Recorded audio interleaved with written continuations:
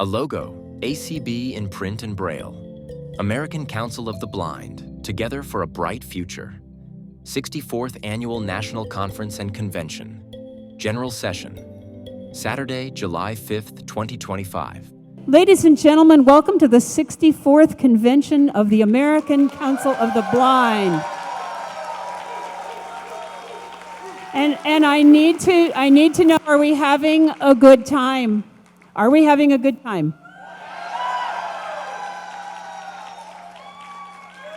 All right, excellent. All right, we have an additional agenda item that we need to take care of before we do anything else in our convention this evening. So I'm going to do that first. We need to select a secretary pro tem. As many of you heard in the board meeting yesterday, our secretary, Denise Colley, is very ill, and she is not with us this week. She definitely appreciates your thoughts and prayers and good wishes, but she is significantly ill and, as I said, not with us this week. Therefore, she is not going to be able to conduct her duties as secretary, and we do have to have one all of the time. So if there is no objection, I would like to appoint Katie Frederick from Ohio as our secretary pro tem for the week. Oh, Katie says, dang. All right, thank you. So she will be conducting those duties. I would ask you to be very, very kind to her. We usually kind of provide some orientation for our secretaries, and she hasn't had it yet. So she probably won't get it for this short-term job, right? So y'all know what it's like being a temp. So please be gracious to Katie this week. And we'll have a few announcements related to secretary stuff later on, including voting things and stuff. So we'll come back to all that. Meanwhile, I'd like to open us with a moment of reflection, and I would like us to consider thinking about Denise as part of that and anything else, and we'll just pause for a moment of silence.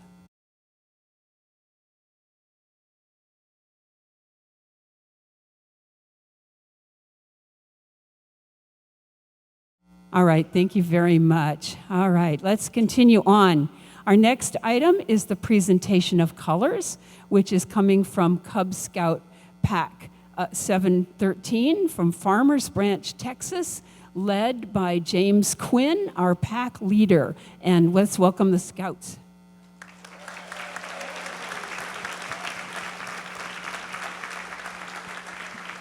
Thank you for having us. Color guard, attention. Audience, please rise. Color guard, forward march.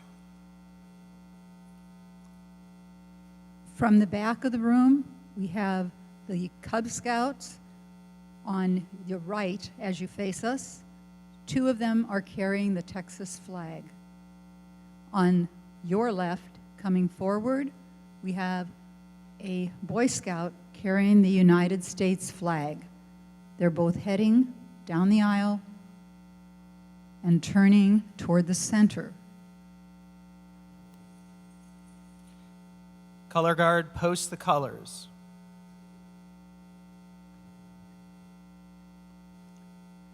The U.S. flag is being placed on one side of the studio, and the Texas flag is being placed to your right.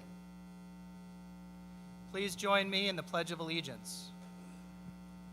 I pledge allegiance to the flag of the United States of America and to the republic for which it stands, one nation, under God, indivisible, with liberty and justice for all.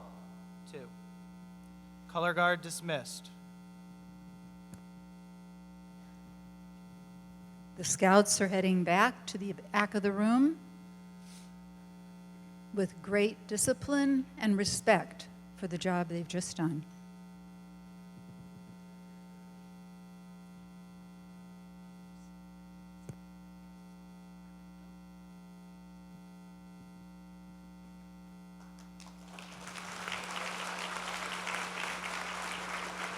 Thank you very much. That was just wonderful. I forgot to acknowledge, because it wasn't in my notes, that the description for the flag was done by Colette Arvidsson from Washington State. Thank you, Colette. So appreciate that. All right, our next item is the national anthem, which will be sung by Jan Gray, who is president of the Fort Worth chapter of ACB of Texas.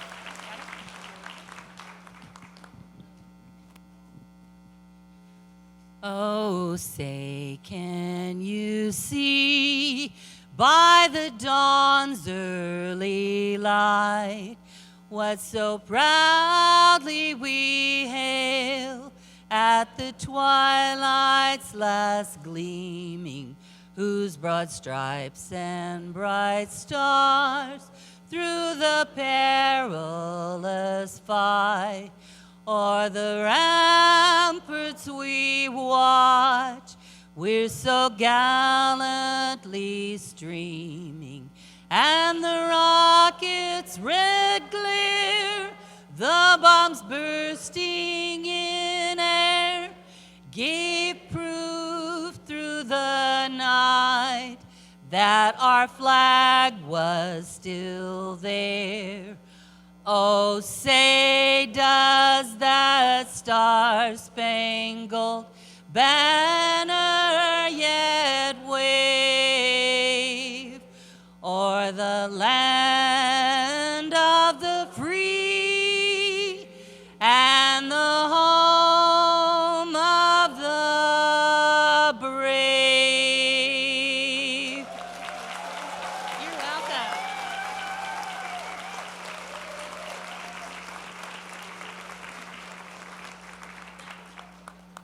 Thank you so much. That was absolutely wonderful. All right. Let's see. Where are we here? I'm losing my place. That's not good. All right. The next item that we have in our time here together is a welcome to the convention from Ted Harper, who is the president of the Dallas Area Council of the Blind. And we are so appreciative of the work the Texas affiliate has done to host this convention. Let's welcome Ted. Well, thank you, Madam President, for that warm introduction. Can you hear me now? Okay. All right. Well, good evening, everybody. Oh, come on, a little more enthusiasm. We're on tape here. Come on. Good evening, everybody. That's more like it. Thank you. Well, my name is Ted Harper, and I have the honor of both being the president of the Dallas Area Council chapter and the chair of the host committee. The host committee this year has been comprised of both hardworking people from the Fort Worth chapter, the Dallas chapter, and of course, a boatload of community supporters. Okay, and folks, there is quite a convention. We're going to have a lot of fun. I hear that there's going to be an autonomous vehicle out there somewhere. Oh, there I am. And I'm moving, it's not. We have wonderful tours and lots of seminars that are designed to stretch our brain and our imaginations. And of course, don't forget about that Hall of Wonders that's going to be out there starting tomorrow. So, on behalf of the 2025 host committee for the 64th American Council of the Blind Convention, welcome to Dallas.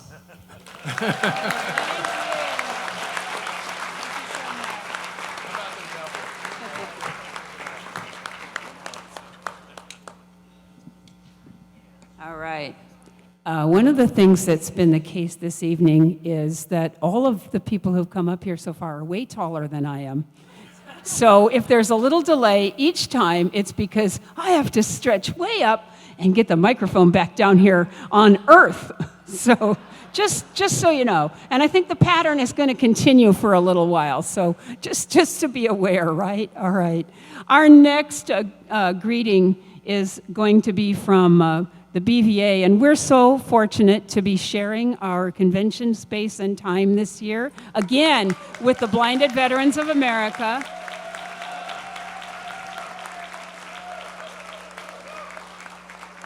And we love it. So I'd like to introduce Paul L. Mims, who is president of the Blinded Veterans Association from Kansas City, Missouri. Paul?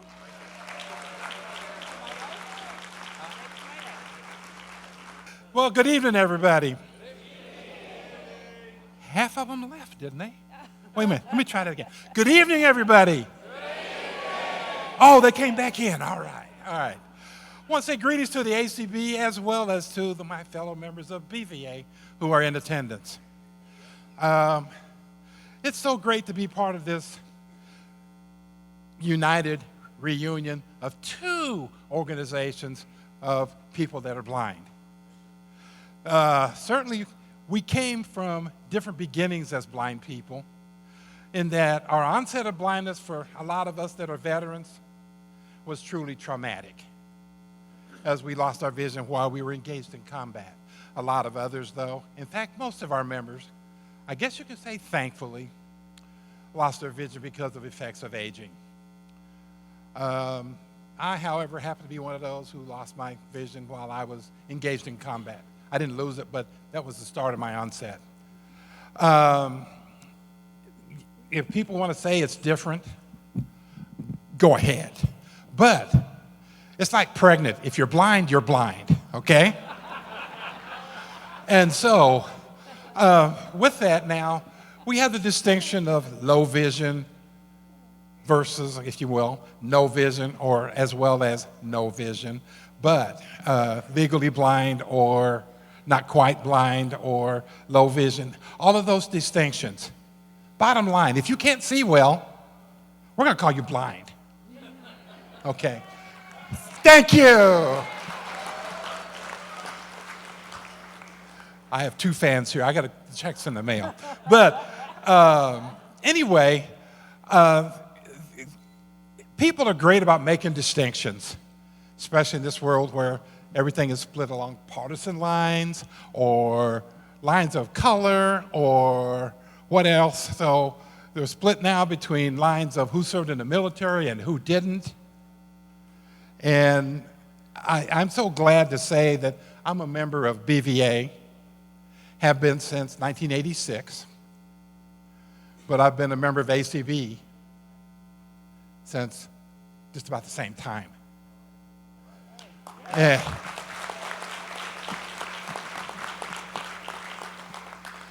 And I worked my way up a little bit in ACB. My interest as of 1989 got to be guide dogs. I was actually on the board of GDUI for a while. And I've done a lot of other things as a member of the Missouri Council of the Blind, not the least of which is I formed 3 different affiliates, one of them twice. Act Now, I tried twice. I didn't think they needed to act again, but Progressive was the other affiliate that I started in Missouri as part of Missouri Council of the Blind. Then my passion switched kind of to what I was doing and had done as a veteran. So most of my passion and time and effort went to BVA. And in 2000, I moved to Florida. Okay. There's the other check. And, I was actually active in the BVA more so than the FCB when I was there, because I was working as a vision impairment services coordinator at the VA in West Palm Beach after I was a computer skills instructor. So, and then I retired from there in 2009, went back to Missouri, where I'm from, not Indiana, but Missouri, and got active again in the BVA and the MCB. That's when I formed Act Now, and Progressive I had already done back in the 1990s.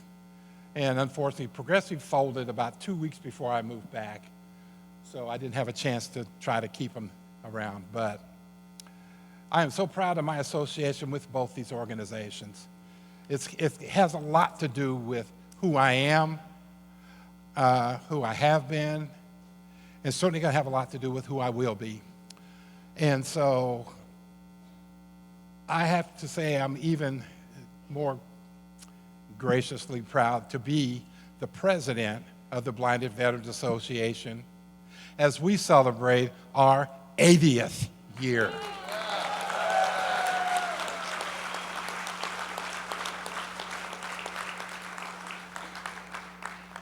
So we've been around since, well, right after God made dirt, about 1945.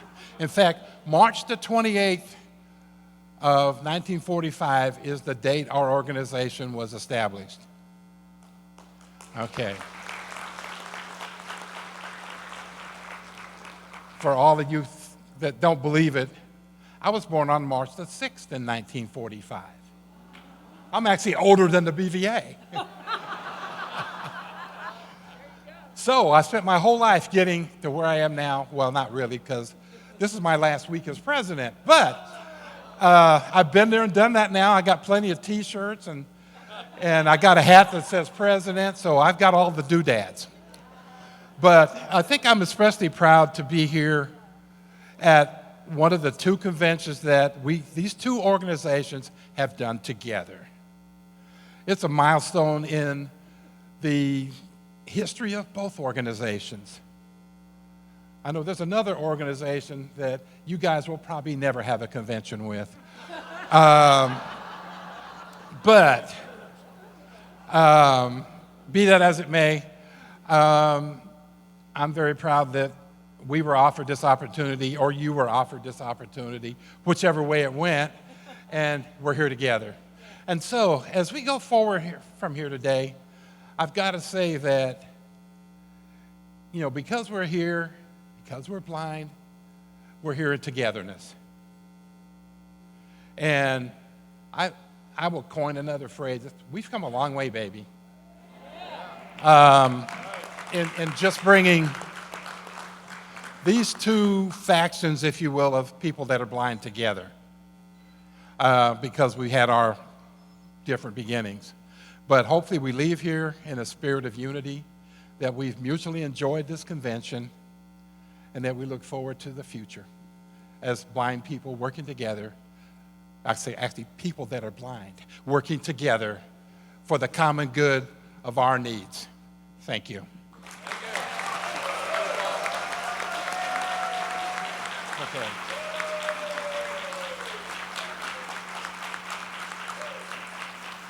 In the next minute, I have a couple other things. We veterans have a thing called the challenge coin. Some of you might know what that is. There's all kinds of stories about what it is. Like the next time I see a person I gave a challenge coin, they owe me a drink. Or other things. But quite frankly, what it is, it's another symbol of mutual respect of the giver to the receiver. So I want to present a challenge coin from the BVA to, first of all, ladies first, Deb Cook-Lewis. Thank you. Where's your hand? There you are, ma'am. Thank you very much. Thank you. I'll let you say your words later. And to Scott Thornhill, I would also like to present him with one of these. Yeah, he's the other guy in the room, right? Goodness gracious. Where are you? Okay. So, like I said, those are symbols of mutual respect for the recipients from the giver. Thank you again. Oh, thank you so much, Bob.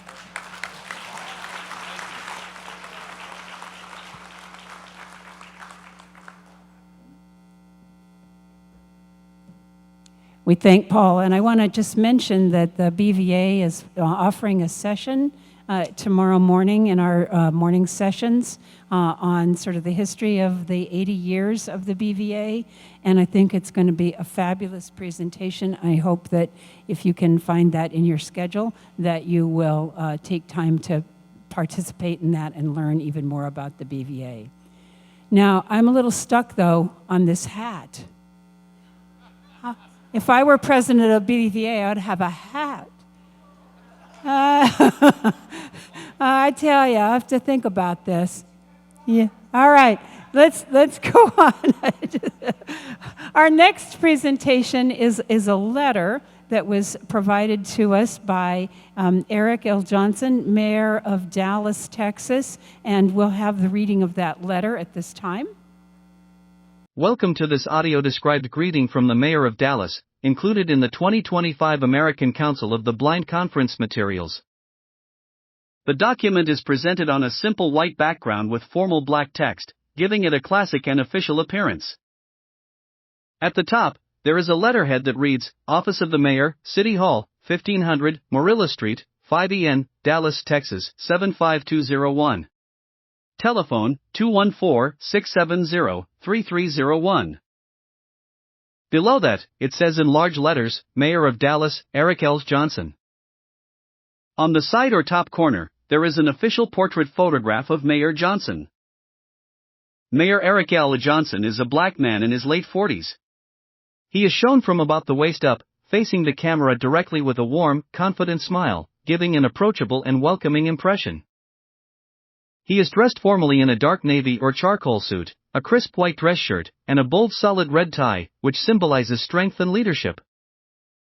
His hair is neatly cropped, and his overall presentation is polished and dignified. Behind him, 3 flags create a proud and civic backdrop: the United States flag with its stars and stripes, the Texas state flag with its single white star on a blue vertical stripe and horizontal white and red sections, and the City of Dallas flag, which features a bold white 5-point star centered over red and blue horizontal fields, with the Dallas City seal inside the star. The seal of the City of Dallas is circular. In its center is a large, 5-pointed star, representing Texas as the Lone Star State. Around the star, in a clean, bold font, are the words City of Dallas, Texas. The seal is shown in a simple monochrome style, adding to the formal and official look of the document. Below the photograph and header, the text of the greeting appears, laid out as a short, centered letter. At the bottom of the letter, there is a handwritten style signature that reads Eric L. Johnson, followed by the printed word Mayor. The signature appears smooth and flowing, conveying a personal, authentic touch as if personally signed for each recipient. And now, the text of the greeting. Greetings.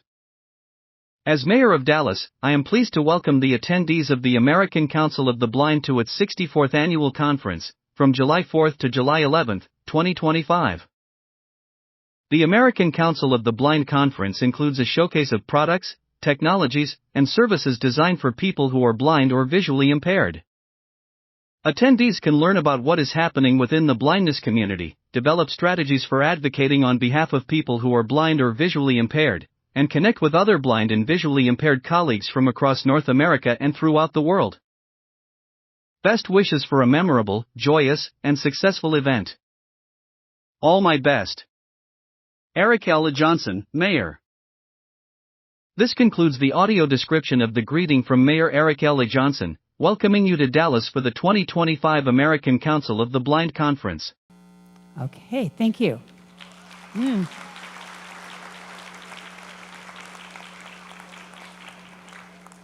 And we have one more item along these lines. It is from the governor, Governor Greg Abbott, Governor of Texas in Austin, Texas. And this is a video, so we'll have the video presentation. Hi, this is Texas Governor Greg Abbott. Welcome to the great city of Dallas for the American Council of the Blind Convention. Ever since the Americans with Disabilities Act was passed in 1990, visually impaired Americans are more able to participate in daily life. Now, 35 years later, we live in a time of amazing technological progress specifically for people with disabilities. Like you, I am grateful to those scientists and entrepreneurs who have made things easier for disabled folks like us. Living with a disability can feel isolating at times. There are hurdles that some people cannot understand.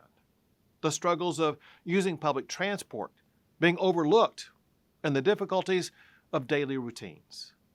But challenges such as disabilities, they do not define us. What defines us is how we respond to those challenges. The American Council of the Blind knows this. That's why they fight for quality of life improvements to increase the independence of blind people everywhere. I thank the Council for their important work and for leading this great convention. May God bless you all, and may God forever bless the great state of Texas. Okay. We appreciate the host of chapter for getting those items for us. I think that's very, very nice. All right, the next thing I want to know is how many of you went to the tailgate party? Was that fun or what? Yeah. So I think we have a wonderful walk song. I'd like for everyone who participated in the walk to stand up and be recognized, and let's hear the walk song. Step by step, together for the ACB walk. Step by step, Dallas, Texas, this year's ACB walk. We've got big dreams, bold ideas. We're looking out for one another. Let's get ready to go walking, step by step.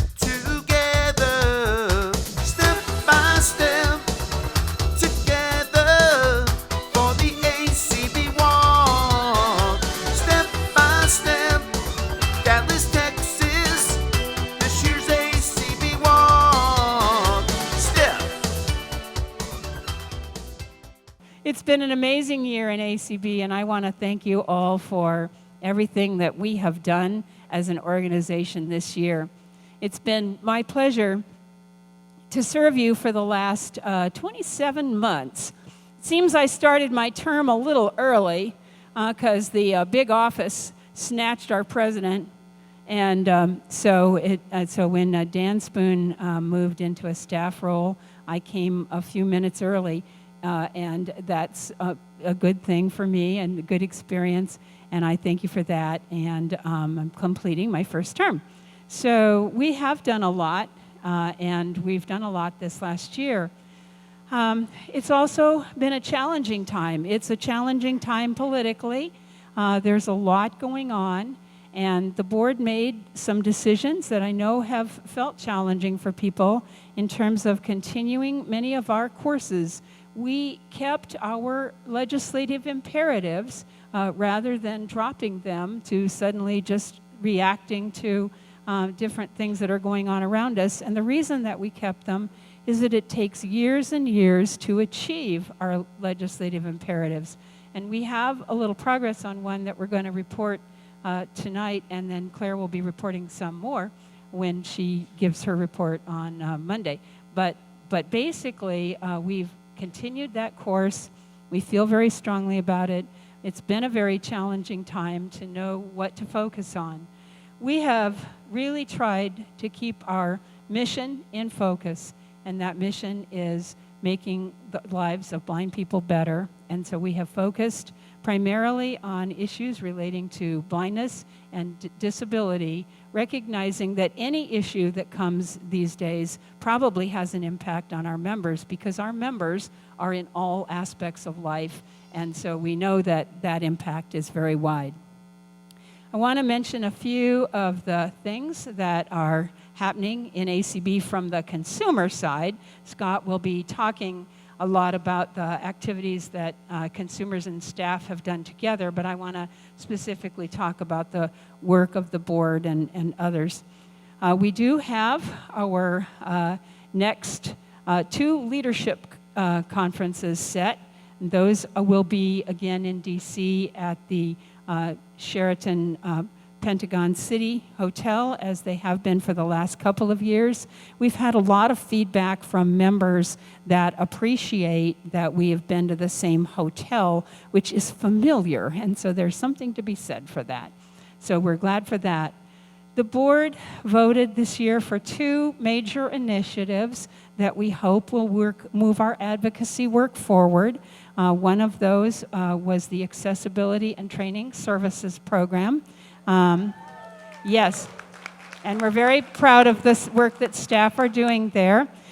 There will be a small committee assigned to that work area, but we haven't done that yet. We'll do that after convention. The other area is that the board adopted a motion to fund and support the hiring of an attorney for the advocacy area and support for that. And that is going to be based on some cost analysis and the application of some funding that we believe is available. So if those things all come to fruition sometime around the first of the year, we hope to add that resource as well.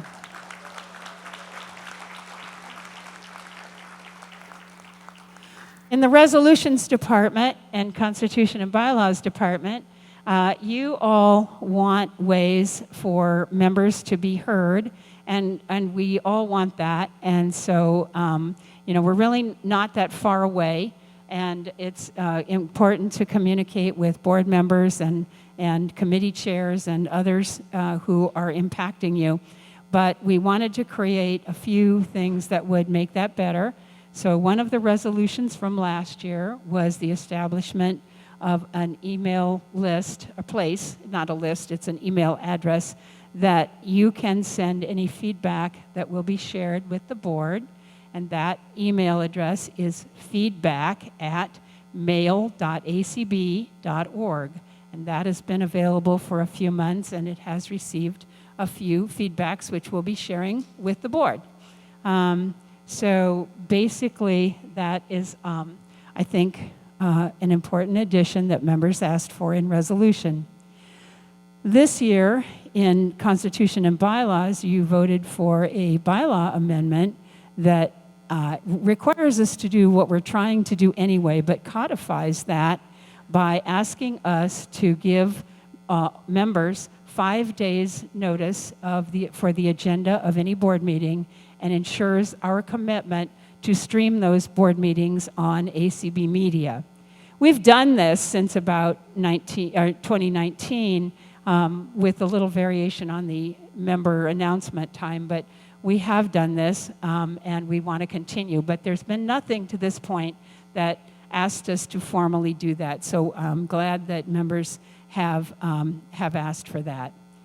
There are other things that we're doing through the resolution process that sometimes don't come to fruition in terms of a resolution, but are easy to implement and low cost or no cost. And this year we had a resolution request from CCLVI, Council of Citizens with Low Vision International, to make some modifications to the convention badge printing to make them a little easier for low vision members and friends to read, and to sort of set an example for other organizations.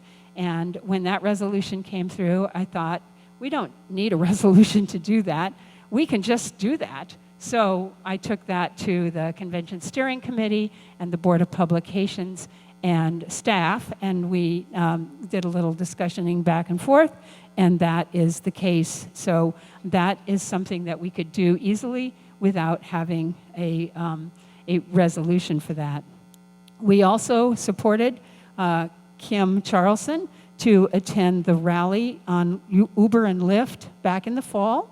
And this was also a board action and in support of the current concerns regarding rideshare and et cetera.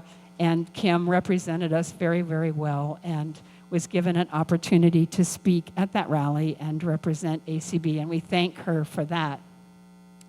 We also made comments on the certification from ACVREP regarding occupational therapists as rehabilitation specialists, and those final credentials have come out, certification has come out, and definitely reflects the comments of ACB and other organizations to require the more extensive training and preparation for individuals who are going to fill that role.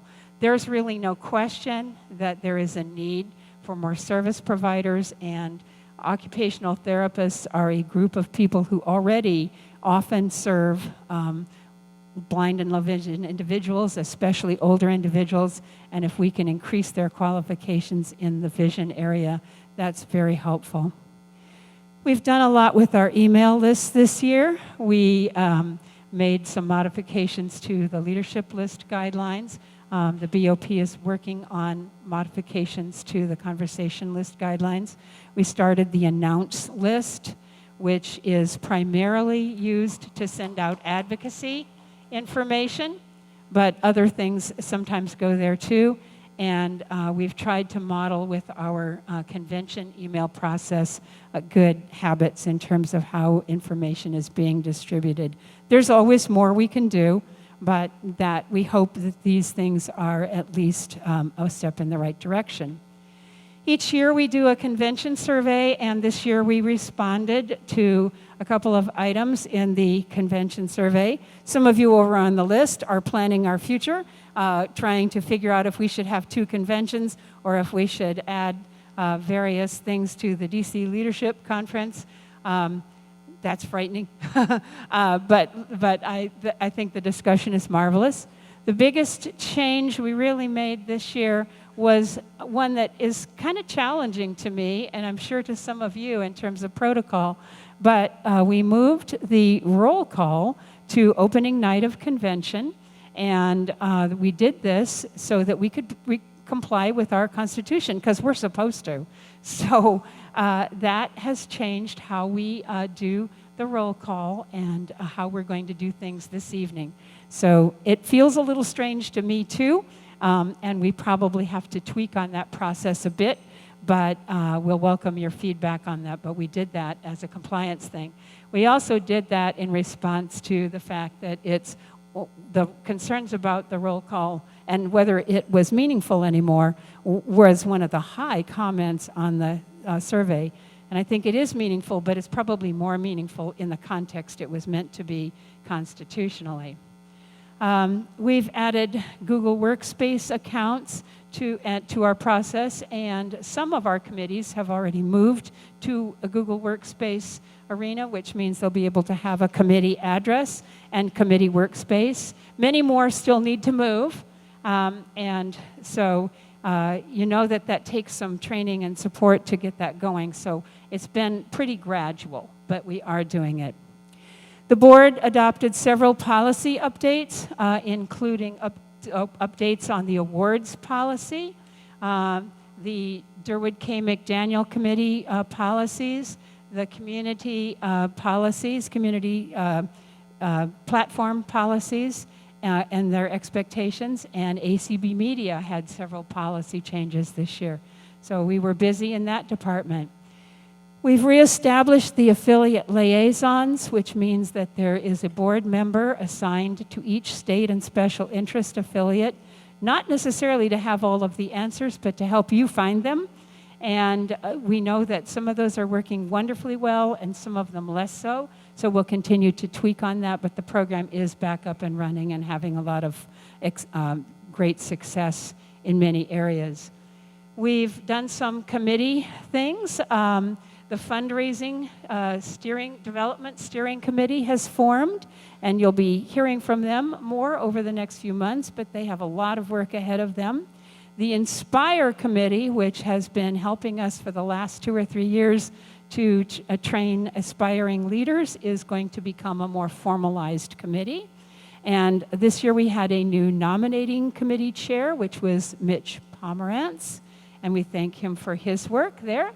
And we have a new public relations chair, which is Belinda Collins. So those things have all happened. And let's applaud all those. That's good. Finally, in the committee arena and officer and things arena, I want to thank 2 officers who are leaving the board this year. We're going to be having elections through probably Thanksgiving. Just wanted you to know it's going to be busy. Yeah. But I do want to thank, first of all, Denise Colley, who is not here with us. But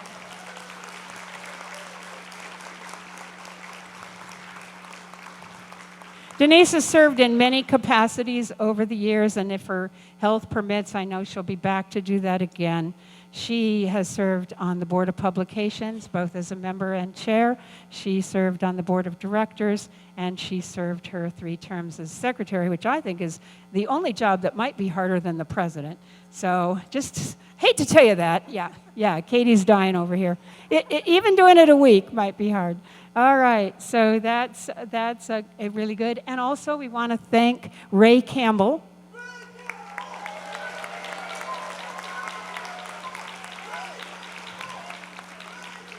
I think Ray has served about 19 years. He's going to be our MC, Officer of the Day, on Tuesday, so he's going to make some additional remarks at that time regarding his departure. But we know that Ray isn't going very far.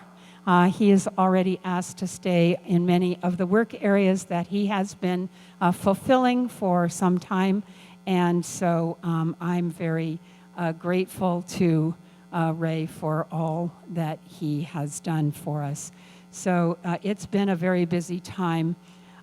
So the next thing that I want to do, as soon as I find it, there we go.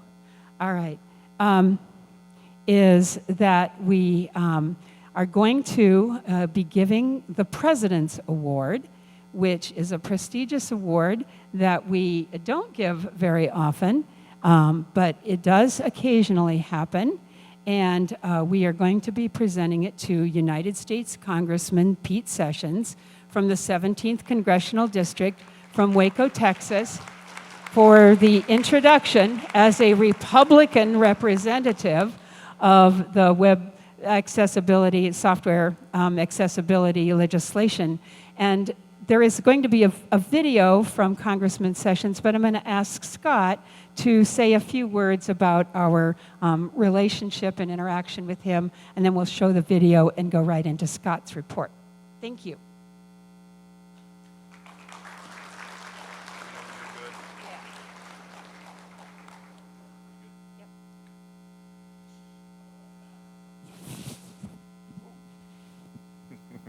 I braced it back. Here we go. Good evening. Man, I love hearing such a good crowd. This is awesome. I love it. Man, getting everybody together, it's great. So, Congressman Sessions, Pete Sessions of the 17th District, as Deb mentioned, is the primary sponsor of H.R. 3417. Claire Stanley just perked up a little bit. She loves it when we talk about legislation. Anyway, but a little bit about the congressman. He has been in office from 1997 to 2019, representing the 32nd and the 5th districts of Texas. But as a native of Waco, since 2021, he has actually represented the 17th district, which covers Waco, whereas the previous 2 districts were quite a bit of Dallas, actually, that he represented. So now representing his hometown of Waco. And the congressman has, over his many years in Congress, been a sponsor of several important bills related to individuals with disabilities, one of those being the ABLE Act, which many of you may be aware of, which has created ABLE accounts for individuals with disabilities to be able to create more savings. The congressman was also a sponsor of the Words Matter Act, for those who may have heard of that.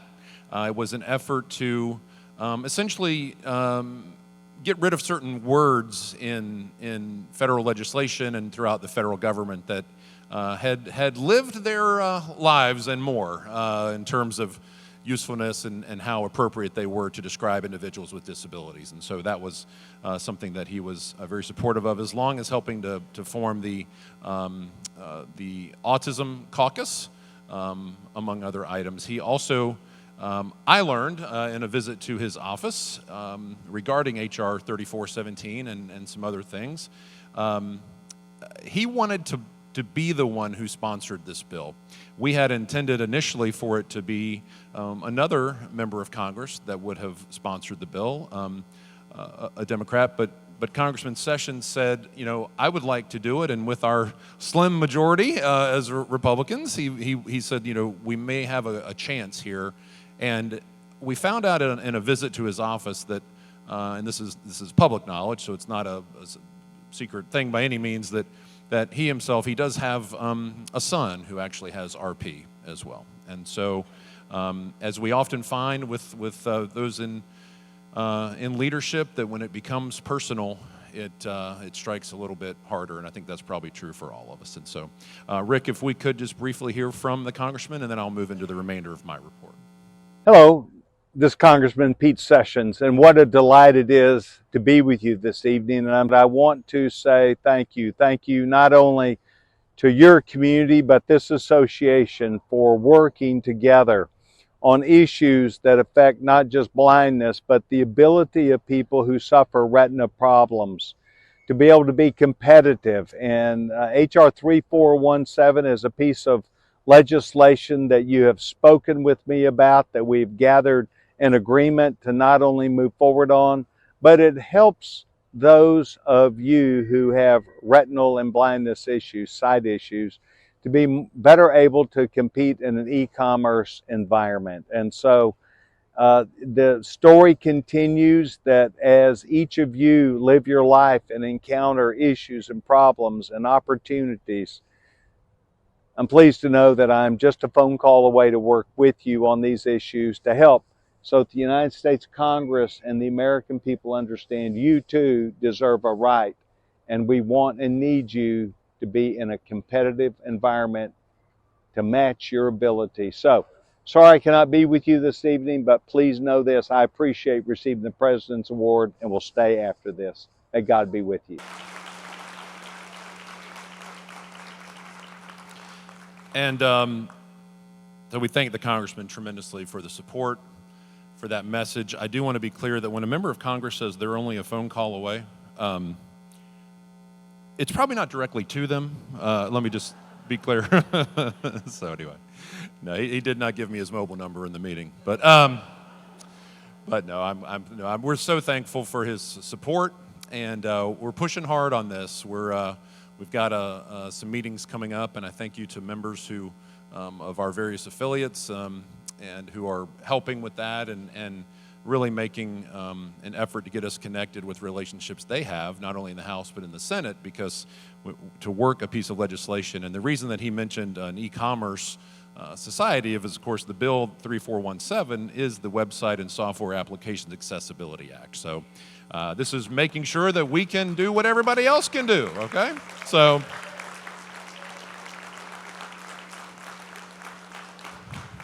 now my wife Jane is here with me this week. She's here, so,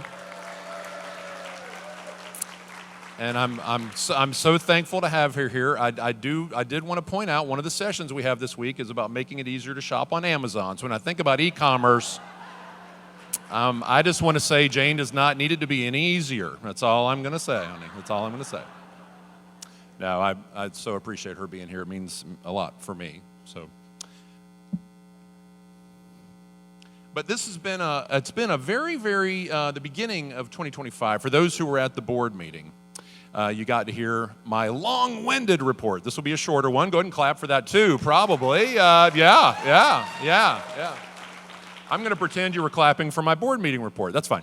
But what I want to, we have faced some headwinds at the beginning of 2025. So I want to say, first of all, as a staff, we have heard you as members of the American Council of the Blind. So if you ever think that we're not hearing you, that's not true. I promise we read a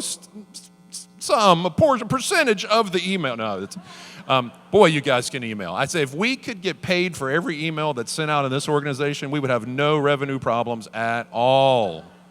But we do hear you, and we've tried our best to respond. In the beginning, with a new administration and obviously change in how certain things were being done, Fast and Furious would have had its next, I don't know, Fast and Furious 14 or wherever that movie is in its lineage, but Fast and Furious, things were coming, and we just could not. If we tried to respond in real time to every single thing, there was no possible way we could do it. Not in a responsible manner. Now, we could have tried, but we would have been wrong probably just as much as we would have been right. And so I can tell you, Claire and I have had many a conversation, as well as others, about how to respond, when to respond, what to do. And we believe we've found our stride here to an extent. We've got some new tools that Claire may talk a little bit more about later on, I'm not sure, in the week. But we have our Speak For platform that, thank you, board, for agreeing to that. And the fact that we can invest in that. For those who don't know, you will find out. Please look out for Speak For. It literally is the word speak and the number 4. So it's, but it is a platform where it can be sent out. It's typically done through our announce email list. And what you do is you click the link in the email. It sends you to a letter that has been prepared for you. You essentially put in your name and address and, I don't know, maybe a couple of other things. But as was brought up in the meeting the other day, once you do it, it is saved. So the next time you go to do it, you don't really have to do much of anything. If you want to add some words to it, you can, some heartfelt message or something personal to you. And then you click submit, and you have now sent that to either members of the House, members of the Senate, or both. It also works for state legislatures. So we're going to be working and leveraging that platform more moving forward. So we did listen to you, and we want you to have a voice. So. And as we have said multiple times, Claire is watching, so she's tracking the numbers. No, but we've had roughly, I think, 160 individuals, if I remember what Claire had to say. I do listen occasionally to what people report from the staff. I believe it was 160 people. So I don't know, how many do we have in the room? Seems more than 160, I'm not sure. But if you haven't done it, guys, get in there and do it. That's your voice being able to be heard, okay? So please take advantage of that. In addition, on the advocacy front, we've signed on to letters, we've joined with other organizations. Keep in mind that we all have different opinions. So while you may feel very strongly about something, you could be sitting next to someone, or at least near someone, in this room who feels differently about that same issue than you do. And so we have to take into account and try to strike that right tone and position and all kinds of things, and it's not an easy thing to do. But just because something's not easy doesn't mean that we don't do it. So we continue to work on that. In terms of our staff, and first of all, I just want to say, you guys, through registration, through being here, you get a glimpse of what our staff does and what they're like.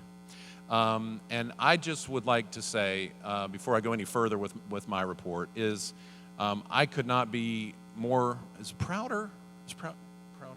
I could not be more proud than, if that's a parliamentarian, if it's prouder is a word or not, but no, so I'm so proud of our staff. It's an incredible group of individuals. And so please give it up for them.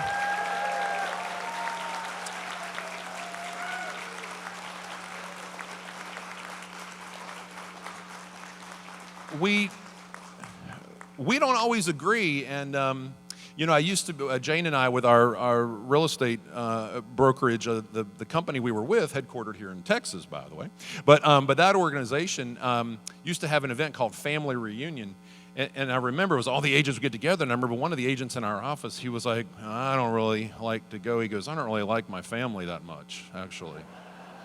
And you call it a family reunion, I don't really want to go. But so, like a family on the staff, right, we have times we don't agree. We have times we disagree on something. But at the end of the day, I've never been just sincerely more grateful to a group of individuals who come together and get the job done. And so when you call the Minneapolis office to work on something related to your membership or finance or whatever it might be, or as Hannah found out this week, oh, you're the Hannah that sends the emails.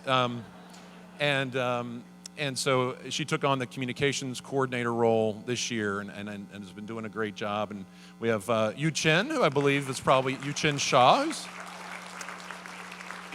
Yu Chen is new to the staff. I always try to remember who's the newest person in a role, but Yu Chen is here, and we also have Cheryl Rayburn, our new development officer, and her husband Curtis have joined us here. They're here with us in Dallas, and so we've got members of the team. You know, when you start naming names is when you start to get in trouble. So somebody will let me know later. Probably something someone I may, but we are also in the state that houses our 2 thrift stores. In case anyone has forgotten that we have thrift stores, our Amarillo and Lubbock are where we have our thrift stores, and Chris Sawyer, and of course with Nancy's guidance there and that team do an awesome job with our thrift stores that do help bring in very necessary revenue to the organization. So we're incredibly thankful for that, and then Colby Garrison and her accessibility and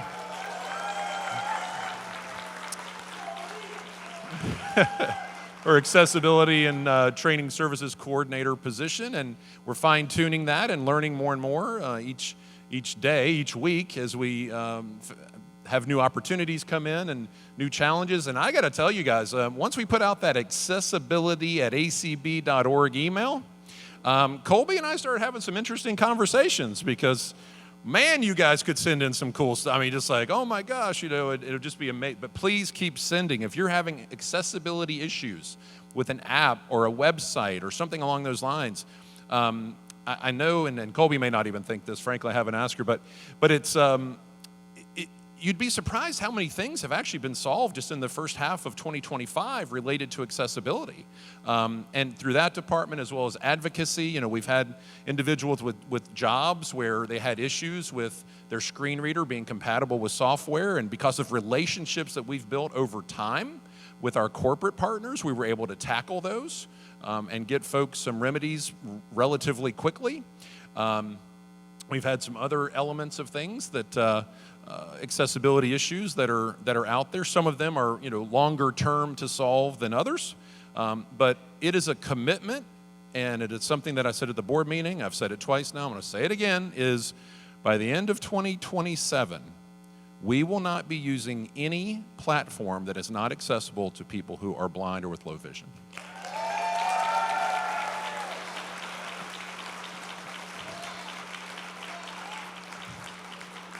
We have to put our limited funds, but we have to put our money where our mouth is.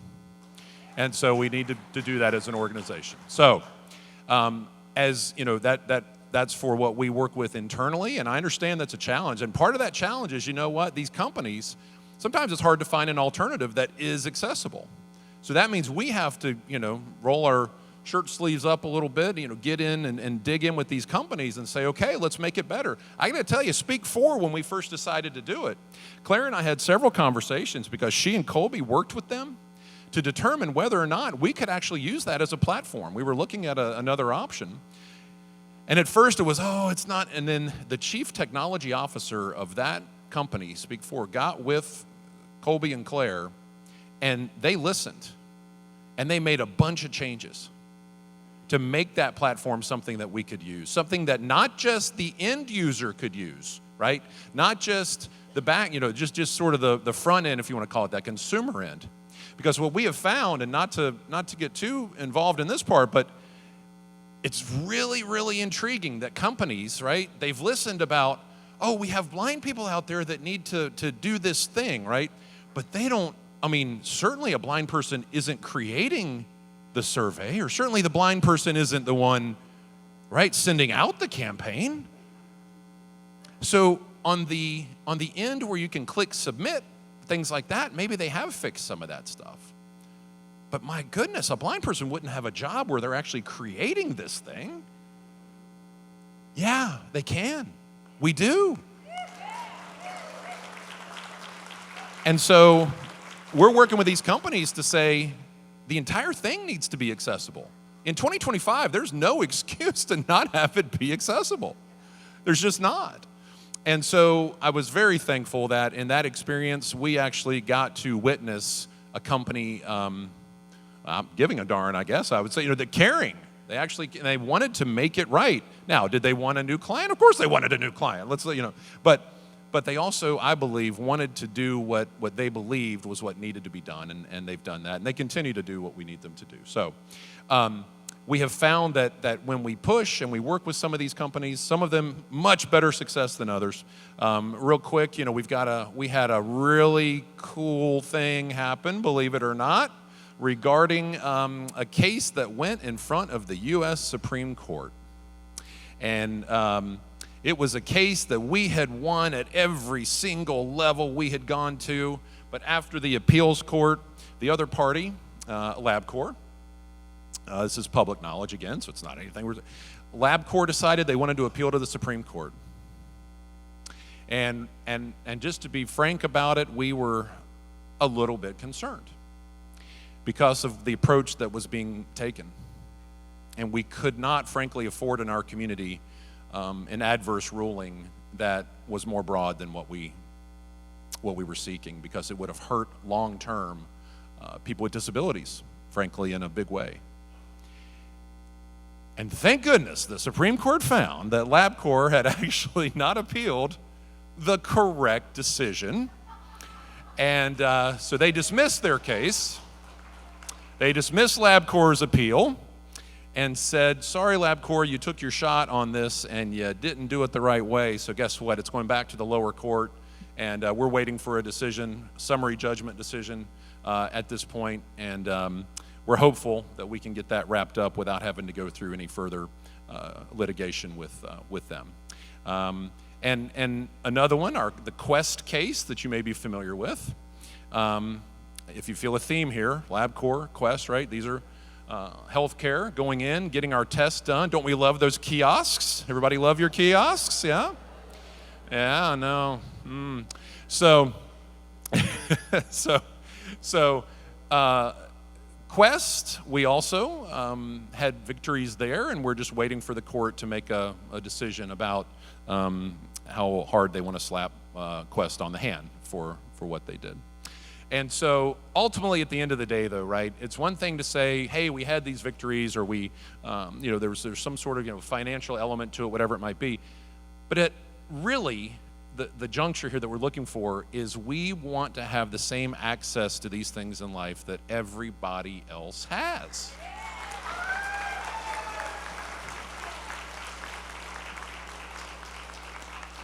I mean, the concept is not that difficult, really. I mean, we just want to be able to do these things that other people are doing. And so we're making progress. It is slow but steady, right? It's slow but steady. I wish things went faster. I want them to move faster, but we're making progress. Some good things are happening.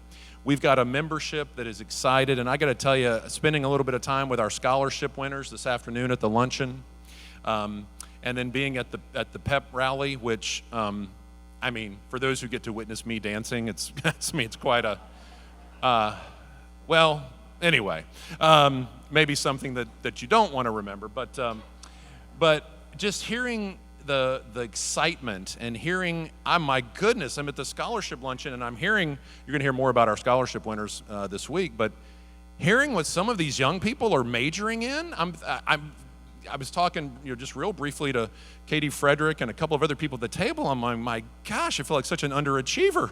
I was like, I didn't understand. I mean, half the stuff I didn't understand what they were majoring in, to be honest with you. It's incredible. And what has happened is, right, as you think about this, as these advances have happened in technology, and things have happened over the years, right? I'm going to say right now, we all, in certain ways, and in the scholarship winners and others, me included, we all stand on the shoulders of giants. We stand on the shoulders of giants from the past. We're now over, and some people may not think this is a big deal, but we're over 10,000 followers on Facebook for our ACB account. We just hit that in June. And for those of you under the age of 35, Facebook is this thing. It's kind of like an Instagram or one of those. But anyway, okay. But we got over 10,000, and look, we didn't fake our way to 10,000. Right? That's organic. We earned our way to 10,000 followers. And so when you get on there, you hear about, these advances in technology, and you just hear about what's going on in the world and what people are doing. Still though, in the month of June, Helen Keller's birthday is like our biggest, where we get all these likes and engagement and followers and all that. And why would that be? We stand on the shoulders of giants. That's why, because people have gone before us who have paved the way in a lot of ways for these things to happen. And so it's our responsibility. This is our time. I'm going to tell you this and wrap up here in just a moment. But I just want to say, and it really hit me, it's hit me this week already. We're only on Saturday. It's only our opening session. But it's already hit me. Don't take this for granted. Don't take what we have in this room and those that are attending virtually, don't take this community, the people around you, the opportunities, the advances. Don't take those things for granted. Yes, we want more. Yes, we're pushing. But just think about the support that you have in this room, those attending virtually, those who may not be able to attend, our staff, those who have gone before us. Guys, the future is bright. The future is bright, and the opportunities are in front of us. We've got an incredible group of members. It's only going to grow. The numbers are one thing, but it's the passion of our membership, and I just love it. I love hearing the passion. I may not always agree with you, but I love the passion. Our staff is incredible, do incredible things with a small number of people, but just soak it up and enjoy this time together. Take advantage of all the opportunities that are here this week and moving forward. ACB offers so much, and there's a lot more coming. I think Deb and the board and their hard work and the tough decisions they make. Yes, we can talk about budgets and all of those kinds of things, and we have to. It's important. But we're growing, we're getting stronger, and we're going to create more opportunities for those who come behind us. So thank you all. I appreciate you tremendously.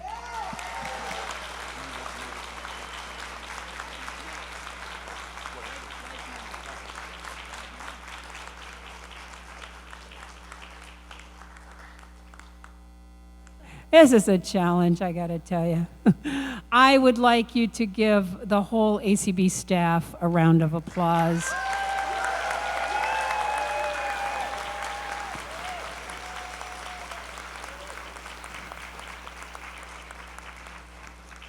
We get so much wonderful work from Scott's leadership and from the work of our staff, and I'm just so very appreciative of it, and I'm appreciative of it every day, and I hope that you are as well. We have come to a wonderful time in the evening. I just love this every year. I didn't know how much fun this would be, and it is so exciting. We are going to honor our new life members, and we have some. And before we begin to acknowledge them, a few of them may be virtual. I will advise our host, and we want to thank our Zoom and stream people this evening. But we do have a few that are virtual, so as I announce them, I will tell you if I think they're virtual. If they pop up in the room, they're not virtual. So we can tell the difference. I'm just going with the rumor that I heard, right? All right. So life members are sometimes purchased by themselves and sometimes purchased by affiliates on behalf of people. They represent a tremendous commitment of whoever is purchasing the life membership, and they also usually represent, yes, and support the work of the person being given the life member. It's kind of one of the highest honors we can give our members here in ACB, and we're very appreciative of it. So Nancy Marks-Becker, who is our Chief Financial Officer, will assist with these presentations. And our first one is going to be, I'm not in the right place, there we go. Our first one is going to be from South Dakota, Deb Versteeg, and she is virtual if she is with us this evening. And if she is, can you raise your hand and we'll let you say a couple of words? Is she with us? No, I know she's not in person. Is she virtual? I will allow this person here to talk. Okay. It's iPhone. You may unmute. Hello, can you hear me? Yes.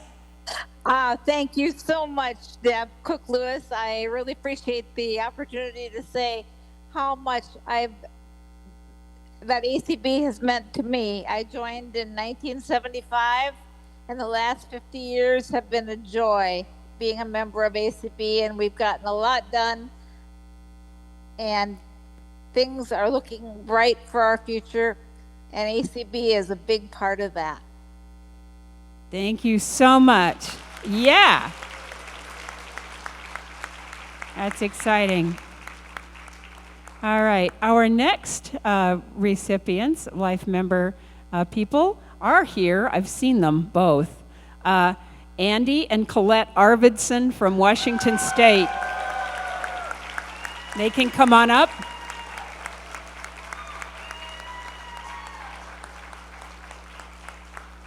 And Washington State has a nice big contingency here this year. I'm so proud of you. Yeah. There they come. They're coming. They're coming. They're coming. It's a long way from Washington, isn't it? All right. Yes, we present Andy and Colette, and we'll have you guys say a couple of words.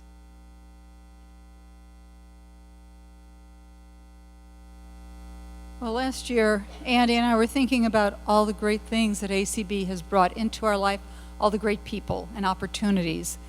And I was thinking, actually, I think we were thinking separately. I just thought, I really am so proud of him and what he's done and what he's given me that I wanted to get him a life membership.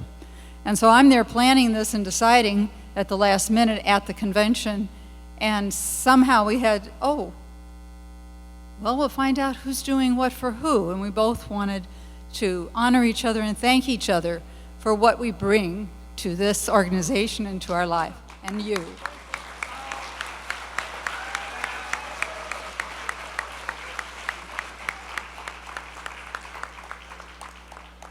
Colette is always a better speaker than I am. So, I remember when I first joined Washington Council of the Blind and American Council of the Blind, that I thought I knew something and I didn't. You guys have taught me what I know. And so I thought we'd just spend our kids' inheritance and be part of you forever. Thank you.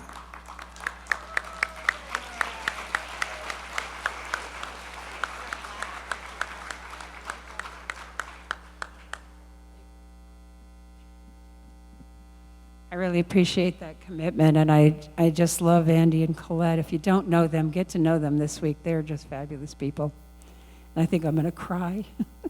All right, our next recipient may also be virtual, and it is Doug Hall from Florida.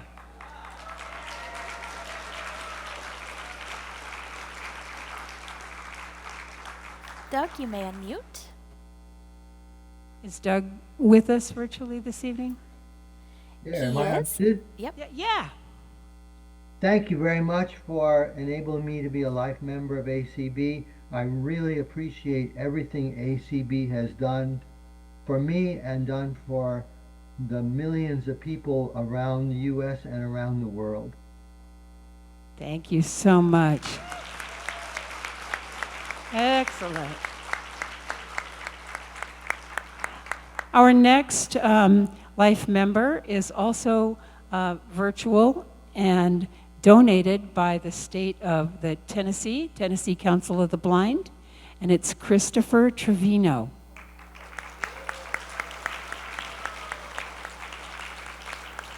And I'm not sure if he is virtual.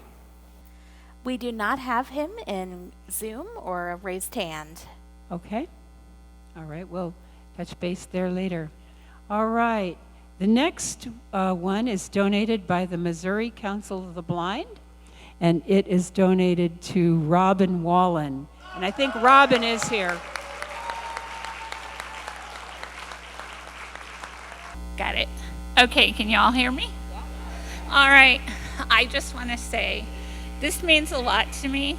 MCB has gone through a lot in the past year, and we have an incredible new board. And this is something that I've worked for a long time. Anybody who knows me knows that I am the transportation lady. And I came to you all from another organization, which shall remain nameless, like many other people. And one of the things that drew me to ACB was the inclusivity. So, thank you all. Thank you, Missouri. I really appreciate it. Oh, congratulations. Thank you so much. Thank you. All right, excellent. So, keeps leaving. There we go. We're good. All right. We're not through with Missouri. They're such a wonderful state. And so the next person, donated also by Missouri, is Wilma Chestnut House from Missouri, donated by the Missouri Council. Good evening, and I just would like to say I've been a part of Missouri Council of the Blind since 1973. And yeah, I was encouraged to become a member by Miss Bessie Reese, and by Mr. Reese, I was encouraged to participate at not just being a member. And in the past few years, being with Missouri Council of the Blind, they have given me something that I wanted to do before I lost my sight. I am over sports and recreation for that group, and I love it, I enjoy it, and I love coming here with you guys. This is an honor. This is truly an honor for me to receive this. And I would like to thank all the executive board members of MCB for choosing me for this. Thank you so much.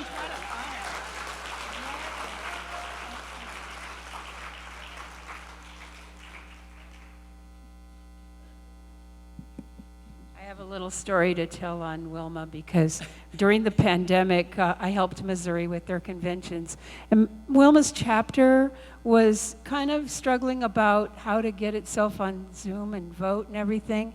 And so she had them all get together for a big dinner, and they all brought their phones, and they all voted on the Missouri things. And I thought that was so inclusive and so good. And I just thank you for that. That just warmed my heart so much. Yeah, thank you so much. All righty, all righty. We have one more person from Missouri who I believe is not virtual. They're not registered for the convention, so they may not be in the virtual, but that is Tarika Walton, and that is also donated by the Missouri Council. Now, I have one more, and before we do this one, what I want to say is that it's never too late to become a life member as long as you're still here.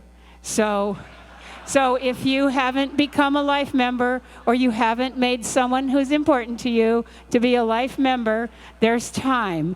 And so it happens even during the convention, and it happened today for a very, very special person. So Anthony Akamine from Hawaii.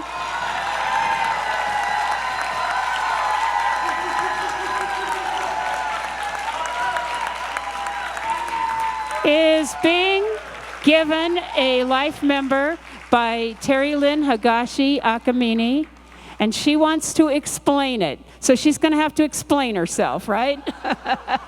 But it sounds like it might be okay. So they'll come up and do that. Aloha, everyone.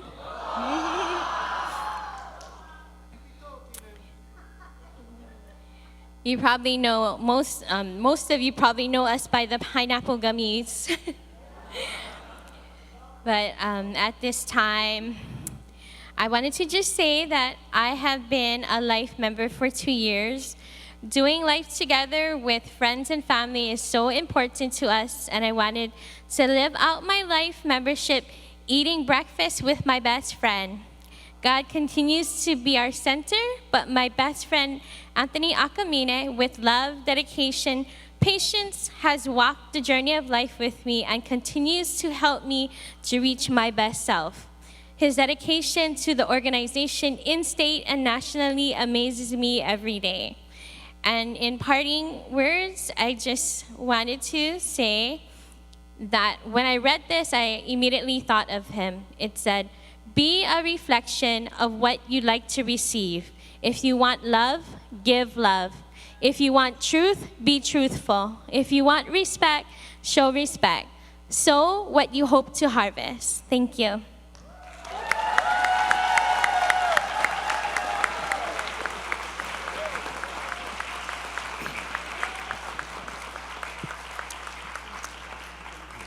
I guess she is short,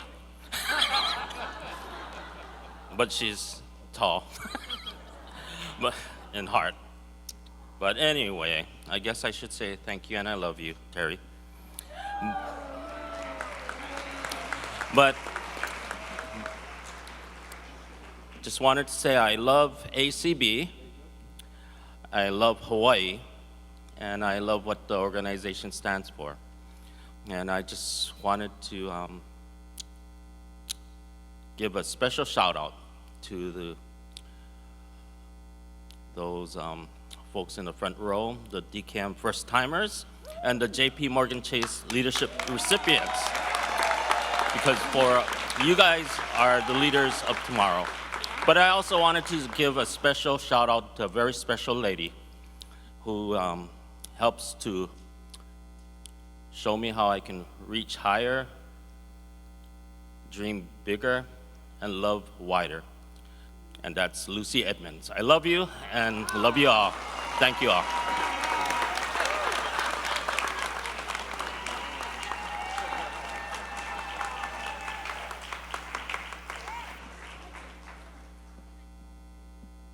Well, just wow. So I'd like to do this a few more times this week, so think about whether or not there's someone who needs to be a life member for ACB.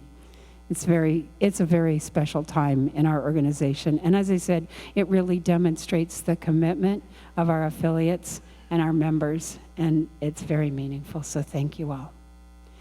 All right, up next, I'm going to deviate just slightly from the agenda and have Scott come. We were going to have me introduce Zelda for the first timers, but I think we'll have Scott introduce Zelda, and then Zelda will work through the whole process with our first timers and our JP Morgan Chase folks. So Scott, we'll turn it over to you.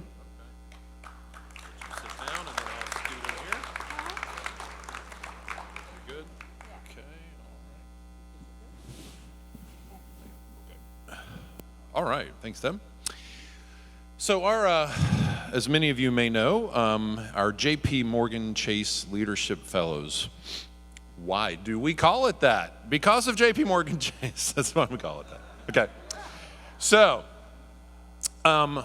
for going on a decade now, JP Morgan Chase has shown an incredible commitment to the American Council of the Blind, to leadership, to opportunity, to accessibility. Some of the ways they help us, we don't even really talk much about publicly. There are programs that they have that have assisted us with some of our IT work and other things. They helped with getting our next generation affiliate off the ground, starting as a committee, moving into an affiliate through a DC leadership event where they helped fund a significant amount of the work that was done to lay that groundwork. But really one of the key things that JP Morgan Chase and what we're honoring here that they do is sponsor our Leadership Fellows program. And so because of their commitment to leadership, their commitment to helping, and this is in the, I guess, small letters, the next generation, of individuals and how our organization and others are going to be led and move forward and continue to do the work that we're doing. They are making a strong investment and have made a strong investment with us for, as I said, going on a decade now. And so we thank JP Morgan Chase for that support, for what they do in that area, because you know what? They don't have to. It's the reality of a lot of, they don't have to do that, but they see the value in it. And we have thankfully experienced the results of that investment that they have made. Our own current president, Deb Cook-Lewis, was in the first cohort of the JP Morgan Chase Leadership Fellows.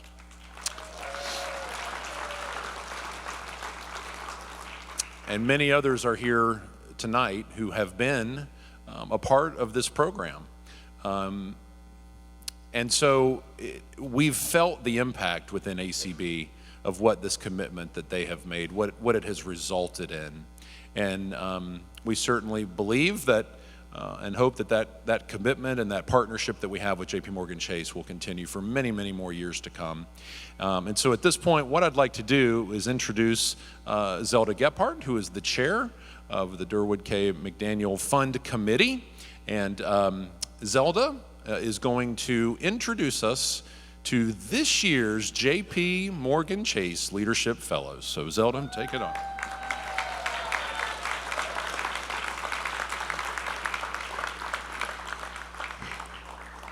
Good evening, everyone. It's my privilege to be the chair of the Durwood K. McDaniel Fund Committee. And when we think about Durwood, from what I understand, he was someone who didn't take no for an answer. And so with that kind of fortitude and persistence, we forge ahead, and it is our privilege as a committee to identify those leaders amongst us and to help them grow and take a step forward and take a step outward and to do what needs to be done to continue to support this great organization. And whether that's on their chapter level, their state level, or the national level, it doesn't matter. It all counts. So give them all a hand.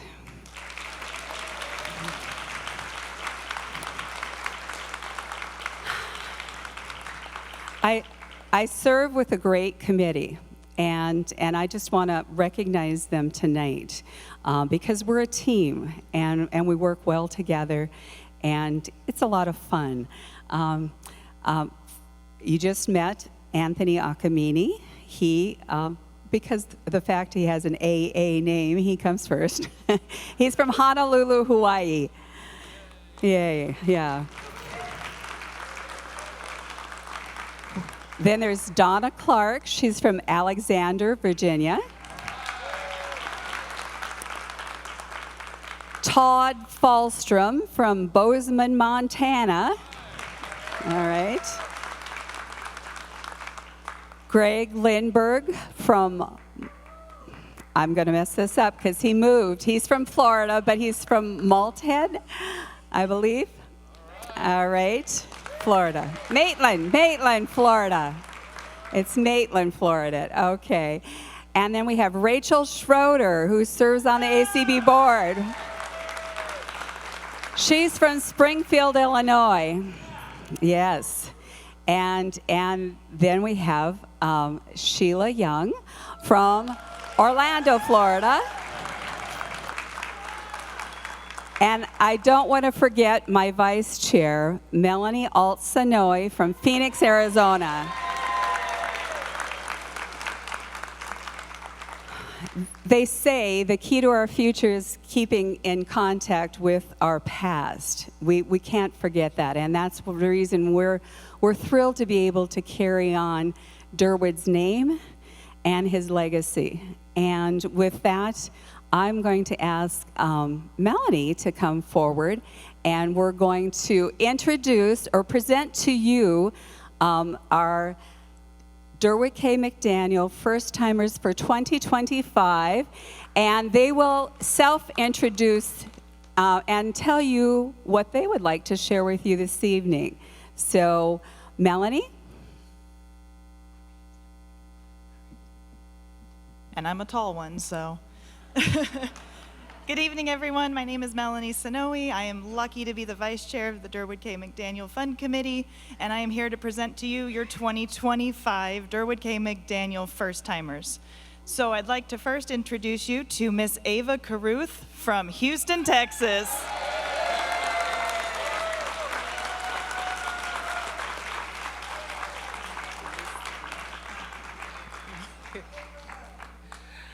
I want to thank everybody. I want to thank God first and foremost for being the head in my life and for growing me to this opportunity. I want to thank the Durwood K. McDaniel Fund Committee for this distinguished opportunity and for choosing me, okay? I also want to thank the American Council of the Blind for having this opportunity for us, for opening it up to all of its members, and for encouraging us to do this. I would like to also thank the American Council of the Blind of Texas, my state chapter here, Chris Prentice, our president, but I would be remiss if I did not thank two of the most people who have been mentors to me, which is Kevin Simeon and my chapter president, Houston Council of the Blind chapter president, Peggy Garrett, for encouraging me to apply for this opportunity. So I want to give you a little bit of my history here. I have been blind for 34 years. I was first diagnosed March 13th in 1991, and I celebrate that as the beginning of my life. Being blind has taught me, when I first heard it from the doctor, he looked at me, I looked at him, and I told him, I am blind. Now what do I do? And he just looked at me like, okay, you're ready. I'm like, yes, I do not have time to play. So that is the beginning of my life that I see. And I went from that to learning, you need to slow down. Okay, you cannot rush through stuff anymore. But I've gone from a double bachelor's in business to a double master's in rehab, all without my sight, to I am a retired vision rehabilitation therapist, where I am happy, but I learned that retirement is not for me. So, but it was fun going through my transition because I love to travel. I have lived from Colorado to Michigan to Georgia to Mississippi, and I'm back home in my most favorite state, Texas, okay? And in doing all of this, it was so much fun because I met through all my travels, through people I have trained. I ended up meeting Gail Matwire. So when I moved to Houston, she was my first contact. And she got me involved, not just in getting to know the city again, but getting involved with the Houston Council of the Blind, where I learned very quickly what being voluntold is. Okay, so I know whenever I see Peggy Garrett and she has that little thought in her head, and she go, all I do is ask, what do you need to have done? Because she has voluntold me for several projects, which I am thankful for, because through that, she has helped me grow. And she has helped me even to see more, to determine where am I going to go next. And between her and Kenneth, who I got the call from saying, I got a little birdie told me, Peggy Garrett dropped your name to be the Zoom chair for ACBT. And he said, well, I'm going to ask you, even though I was already told you would do it. Okay, so I already knew. I said, oh, I'm going to have a talk with Miss Peggy later. But I do thank her. I do thank Kenneth because they have been great mentors for me because I've watched how they have led how they are leading through this organization from the local level to the state level and to the national level. So that has helped me to make a determination for my life where I am going to be pursuing my PhD in rehab, because I want to continue what I'm watching everybody around me do, and that's to help empower and encourage our future people. Our people who have been born blind, who acquired blindness, who are aged into blindness, to help encourage and empower them to know your life has not stopped. Your life continues further. Thank you.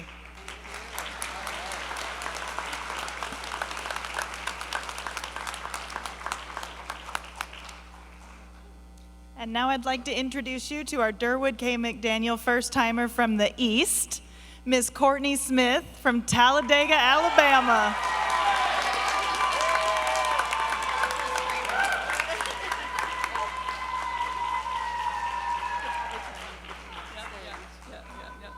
And here's the microphone. Here, just a minute. I'll let you touch it so you know where it's at. Okay. I'm short like Deb. Thank you all so much. I am so honored to be on stage tonight and to have received this award. I'm going to cry. I'm just going to tell you that. So, first of all, I would like to thank my Lord and Savior, Jesus Christ, because without him, I wouldn't be here. And also want to thank him for my blindness, because I do consider it a blessing. Because again, without it, I would not be on this stage tonight. Also to my husband, Jason, I love you so much. He has been my rock. He has been my supporter, my sounding board, everything. I love you, baby. And to my affiliate president, thank you for your support. I appreciate you, Jimmy. And everybody else who has cheered me along the way. And I can't forget my best friend and encourager, Kayla Allen. She's a lot of the reason I'm here tonight. So a little bit about me. I am Courtney Smith. I am originally from Iuka, Mississippi, a little town in the northeast corner of the state.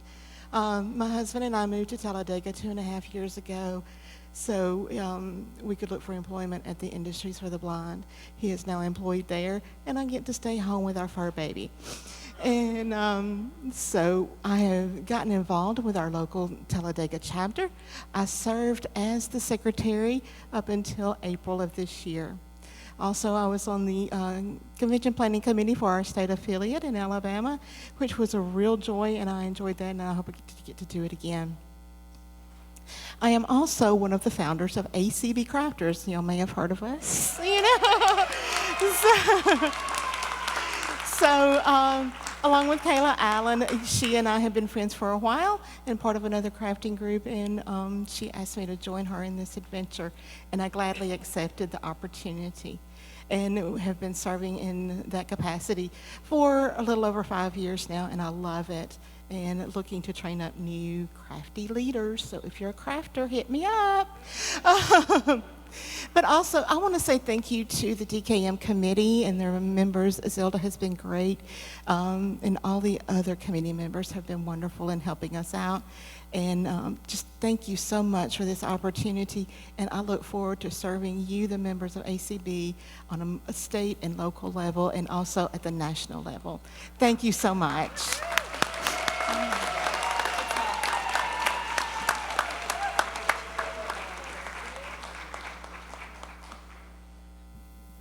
One more big round of applause for our class of 2025 DKM first-timers.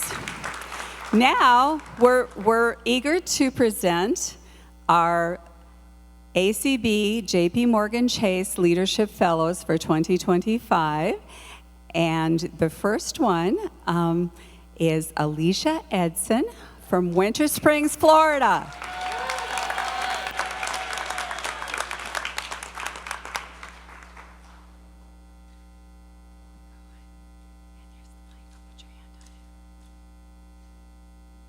I'm touching the mic. Okay. Well, hi, I'm Alicia, and I'm a JP Morgan Chase Leadership Fellow. And I just, oh my gosh, there are 3,000 people I need to say thank you to.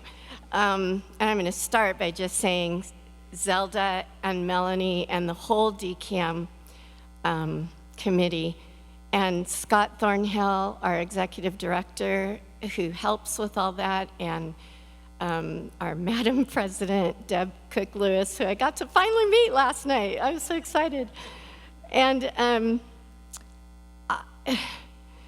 people who have encouraged me through GOCB and Florida State, and I'm gonna cry, oh my God.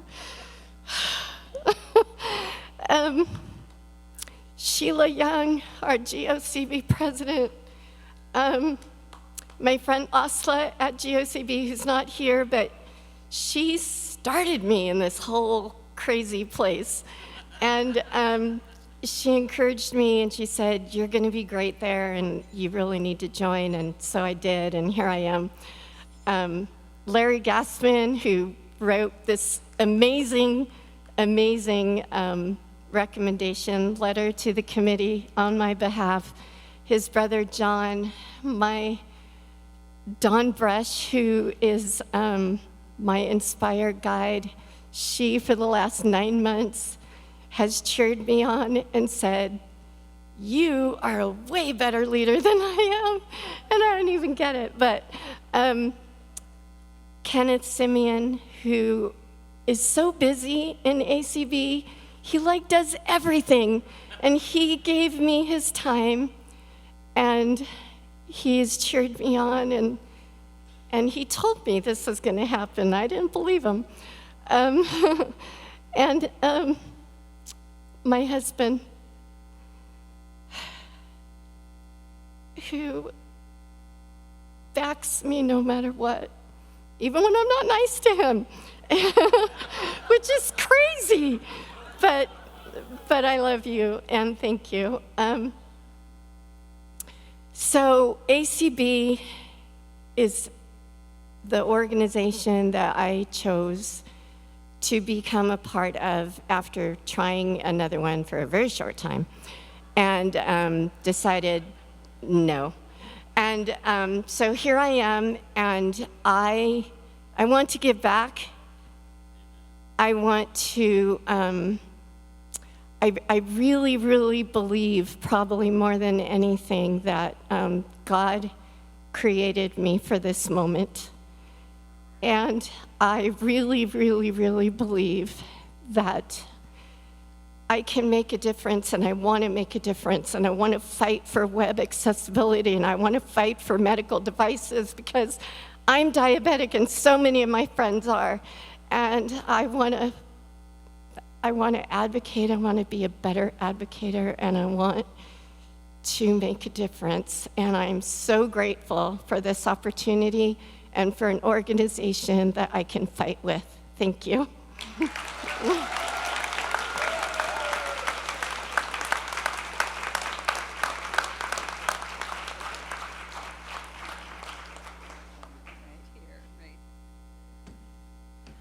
Okay, next up is Sarah Freeman Smith from Houston, Texas. Now, Sarah is a recipient of the Fellowship Award this year, but I have to let you know that she was the DKM first timer from the West in 2020. So here's Sarah.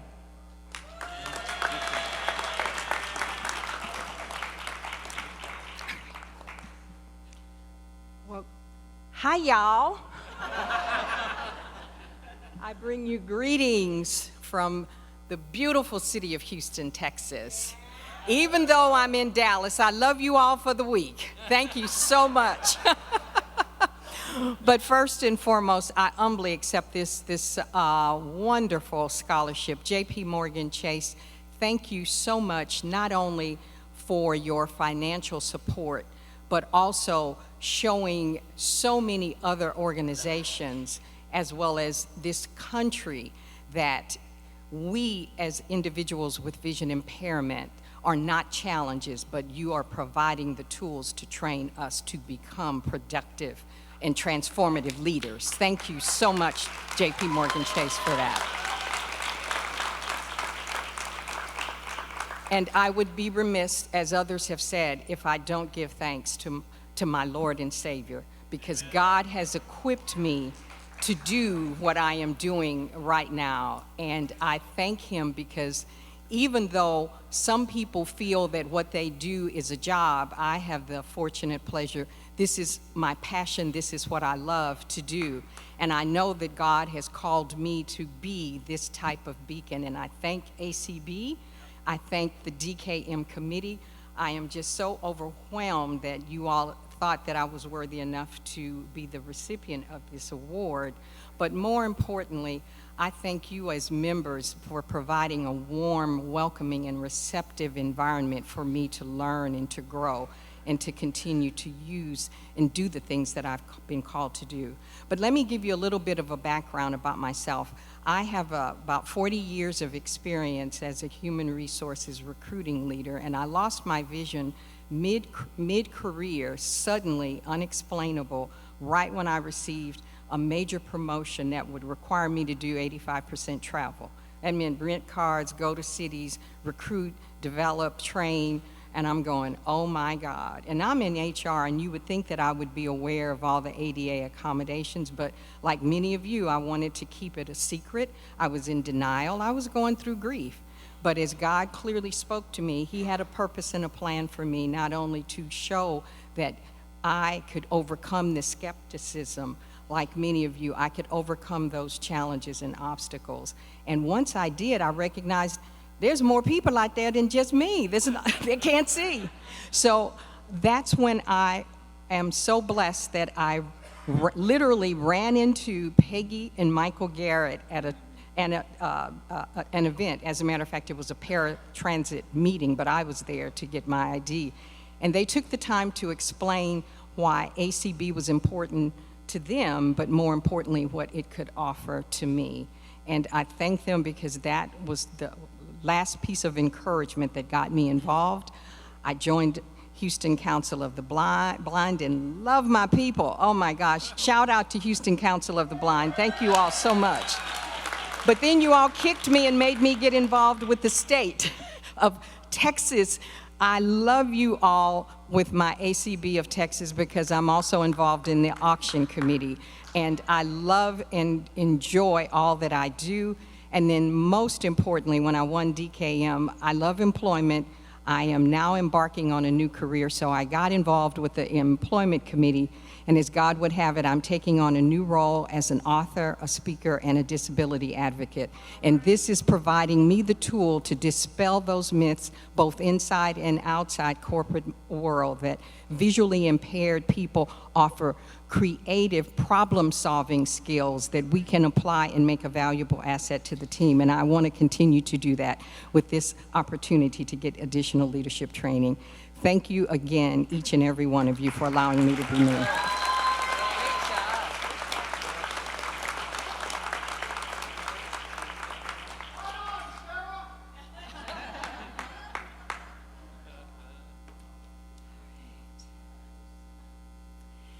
Now it's my pleasure to introduce Jason Miller from Philadelphia, Pennsylvania.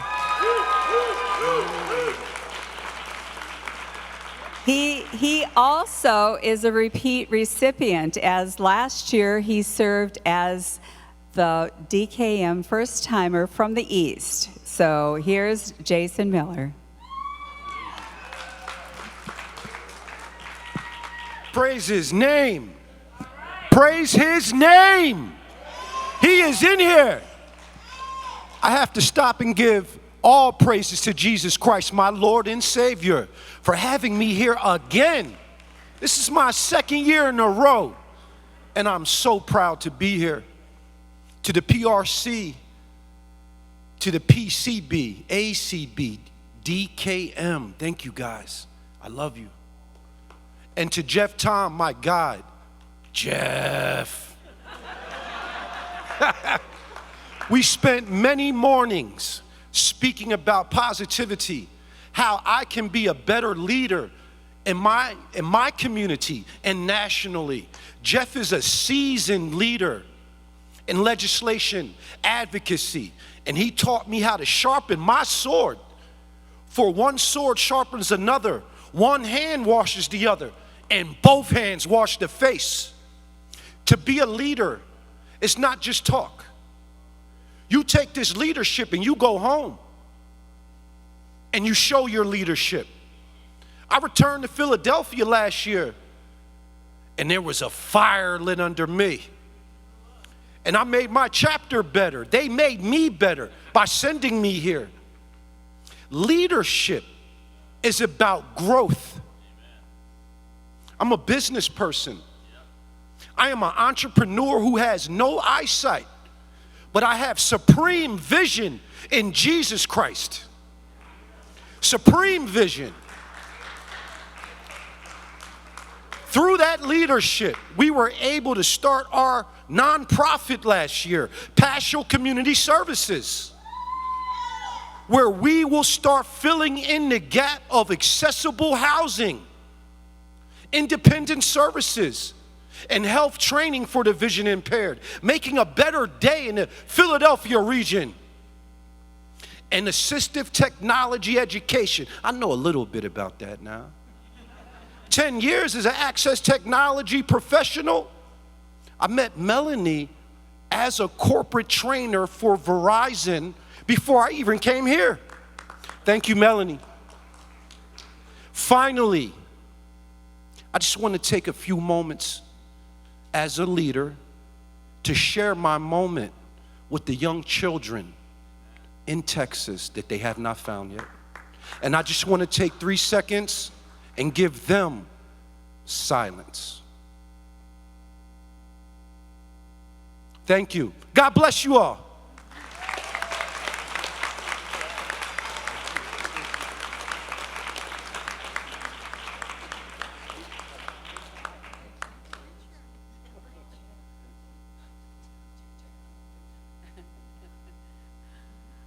All right.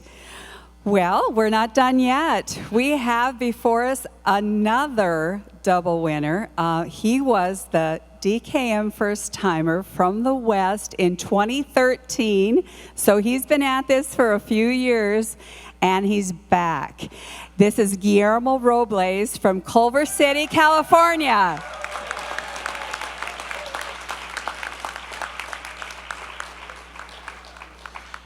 Hello, ACB.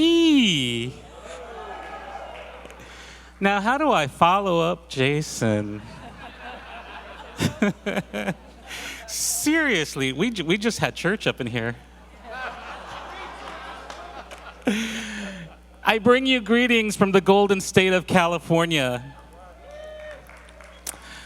I am the newly elected president of the California Council of the Blind.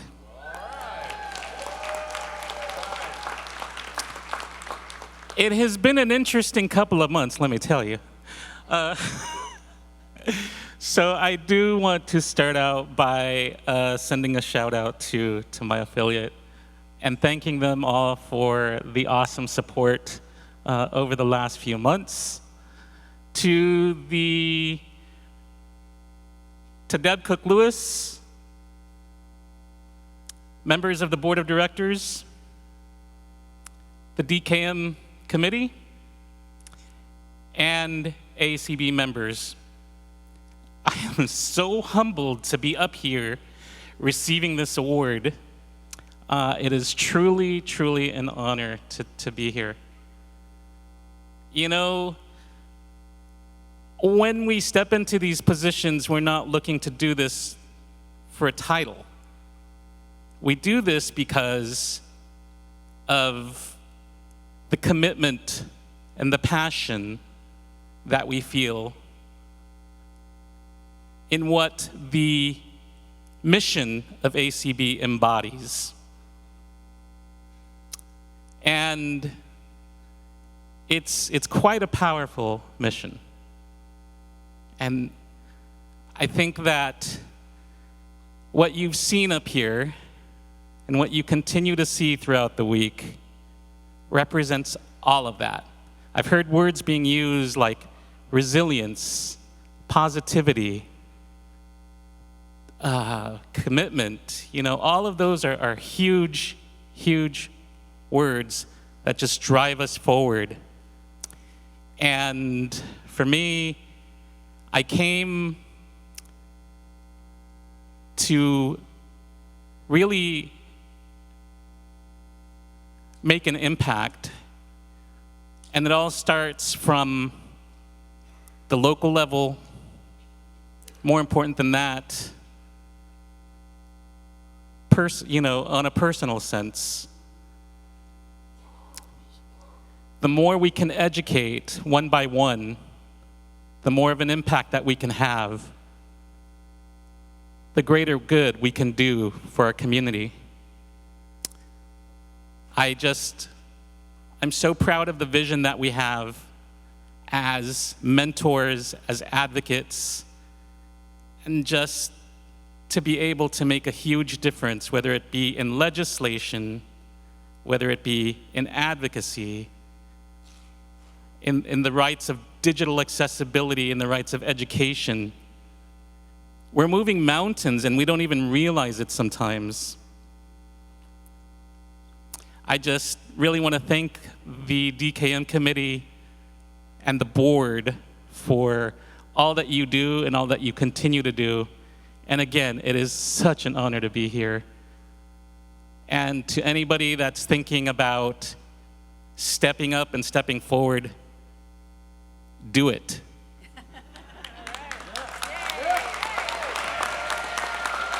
Don't second guess yourself, because when you get in your own head and you think to yourself, I'm not a leader. I'm not either. You know, it's all about what you're passionate about and how you can just bring that forward and make a difference. Thank you, and enjoy the rest of your convention. Good job, good job.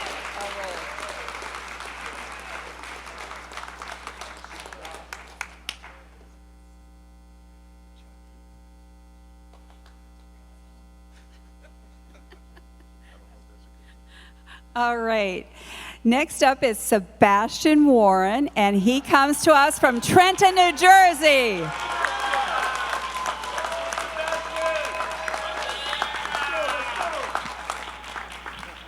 Thank you.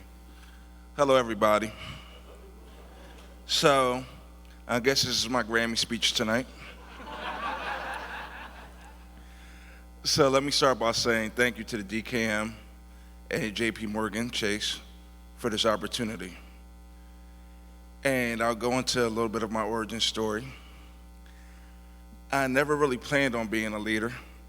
I remember having a conversation with my immediate past president, Wanda Williford, one night, asking her what it would take to be president, and then about 2-3 weeks later, her saying, "You're running, right?"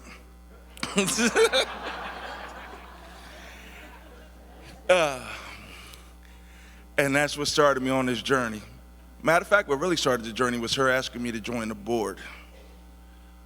From probably my second month of being a member of the Mercer County Association of the Blind and joining the New Jersey Council of the Blind. So Wanda is a big part for me being here. The other person that I have to thank is Kenneth Simeon Sr.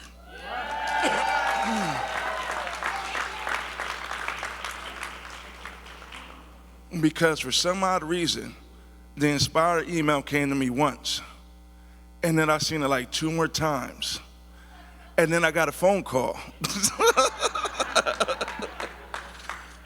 that said, "You're gonna do the Inspire program, right?" And I said, "Yes." And then it's kind of the same thing for this JP Morgan. Got a phone call that said, "You're gonna apply, right?" And so I applied, and here I am. And Wanda wrote a letter that worked, because here I am. And so I just want to say thank you to everybody for this opportunity. It is greatly appreciated. I am greatly honored, greatly humbled to be standing here among you guys as a leader of ACB. And of course, before I get off the stage, I have to make a plug. New Jersey is bringing back their convention this year. Please call in, join us on Zoom, and once again, thank you to everybody. It is truly an honor.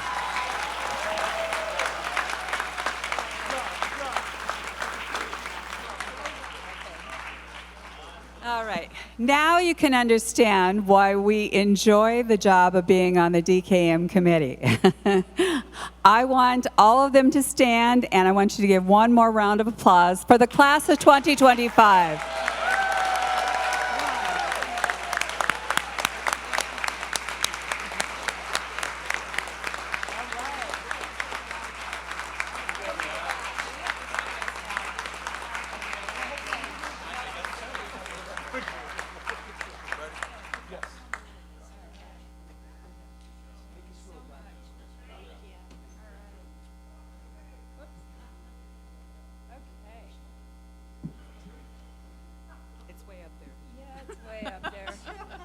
Oh, boy, you guys. All right. Now, you know, this helps me know why everybody who comes to me to talk about being on a committee is sort of hoping they could be on the DKM committee.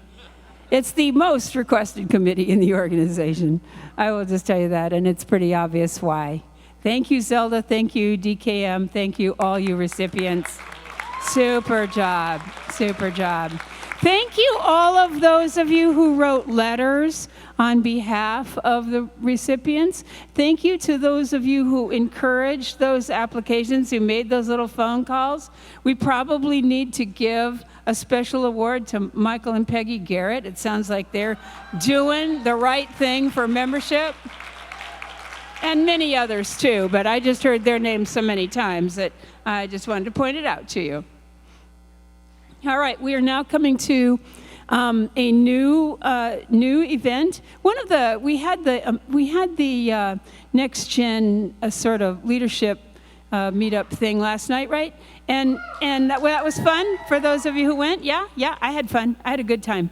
And so one of the questions that somebody said was, when was the last time you did something the way it wasn't always done? And I laughed and I said, oh, gee, that happens a lot. Well, right now is about to be the last time, for tonight at least, because we're going to do something different than we've done before. And as I told you earlier in the evening, the roll call needed to move to the beginning of the convention to be constitutionally compliant and appropriate and make some kind of sense. But it left out something very significant that we do during the roll call that we wanted to keep, and that is the opportunity for our affiliates to be able to make special announcements or contributions or other things that they wanted to say that they would have said during the roll call. And I know that Ray Campbell would have said, "Where's the bar?" But that's really not quite what I had in mind. So just so you know, just so you know. All right, so I have several affiliates that I'm going to call. I'm going to ask the leader, it'll probably usually be the president of that affiliate, to come to the microphone and make their announcement. And I'm going to pretend that I'm like doing the roll call. And so I'm going to call like 4 of them at a time so you can be finding your way to the microphone. And I'll give you the hint that they are in the affiliate order, but of course it's not all of the affiliates. When I finish doing it, if there's any affiliate that I have left out who wishes to make an announcement, I absolutely want to acknowledge you as well. So this is, not your only time. Like everything else around here, it's not the only opportunity. So the first affiliates I'm going to call are Florida, Hawaii, Minnesota, and North Dakota. So ACB of Florida, do you have an announcement? Florida Council of the Blind, I got it wrong. Mikey will kill me. Yeah. So Florida? Oh, sorry, yes. Go ahead. My name is, I'm not the president of Florida, but I'm the the alternate delegate of Florida. My name is Mark Lear. Florida is sending $500 to ACB Media for the work that they do, which is great. And then also to support the Braille Forum for $500. And we're going to give 4 $50 gift cards for door prizes. We are from the state of Florida, but I sure don't like it when the sun doesn't shine. Thank you so much, Mark. Thank you. That's fabulous. I know ACB Media will appreciate that help, the ACB Braille Forum, and also I just know that somebody's going to love getting those door prizes. Thank you so, so much. Hawaii. Aloha. You know, tonight has been a great night. Sitting here listening to everything that I've learned, I got so inspired, and I realized this evening for the first time that I've been doing this for about 10 years, thank you. And every time I do it, I don't explain why we do it. And so I'm going to explain real quick. Hawaii wants to give $1,000 to the general fund because we believe so much in ACB. We also want to give $1,000 to ACB Media because communication amongst all of us is key. We also want to give $1,000 to the DKM fund because we believe in the students and the newcomers because they are the next leaders of ACB. We also believe in Braille. We all have to read Braille. We cannot forget Braille. Okay. So HAB wants to give $500 to the Braille Forum.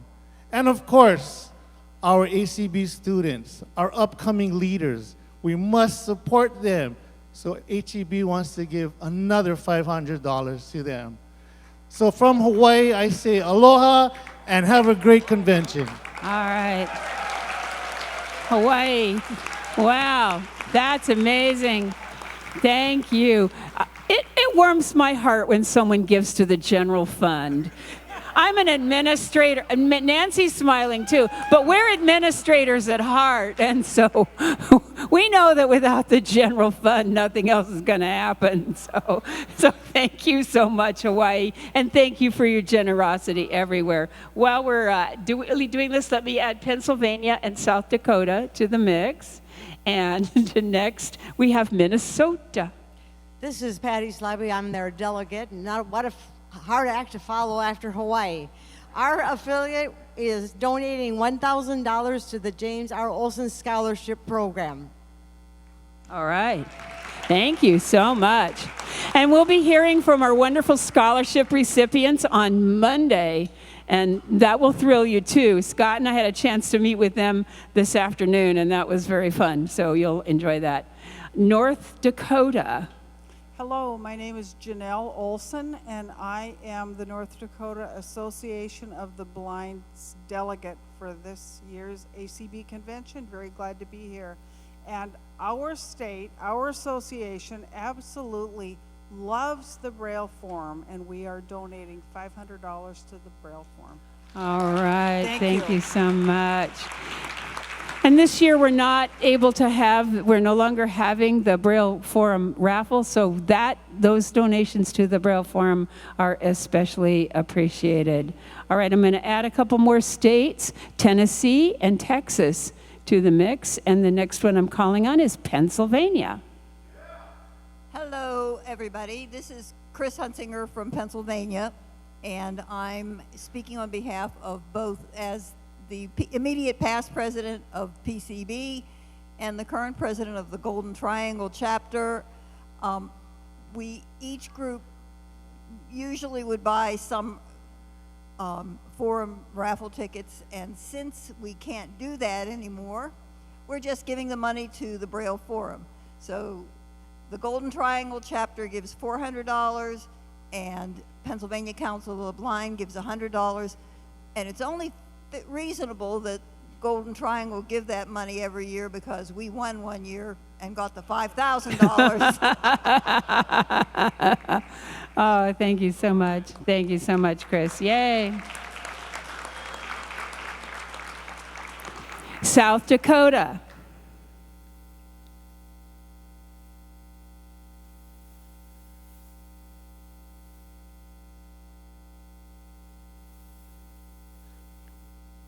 Is South Dakota coming?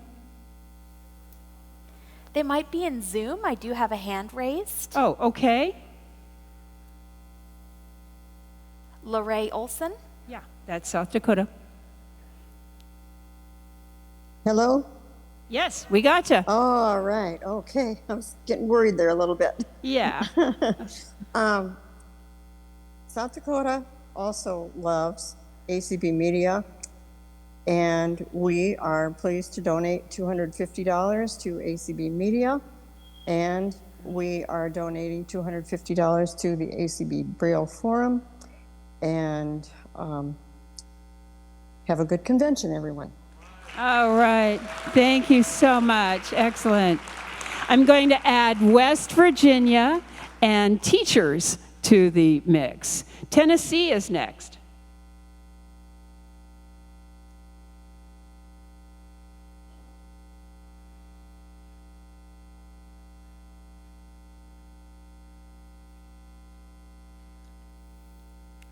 Is someone from Tennessee coming to a mic? Hand?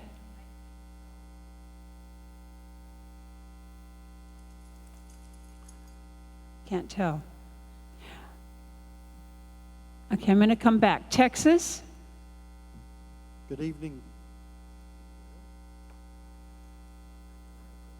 Mic's not on.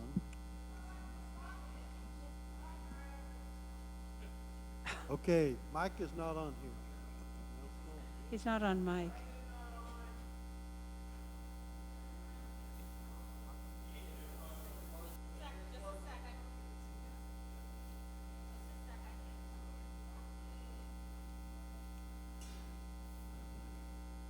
Good evening, Madam President. This is Chris Prentice, President of the ACB of Texas. Yes. Welcome to our fine state. Hope you enjoy your week here.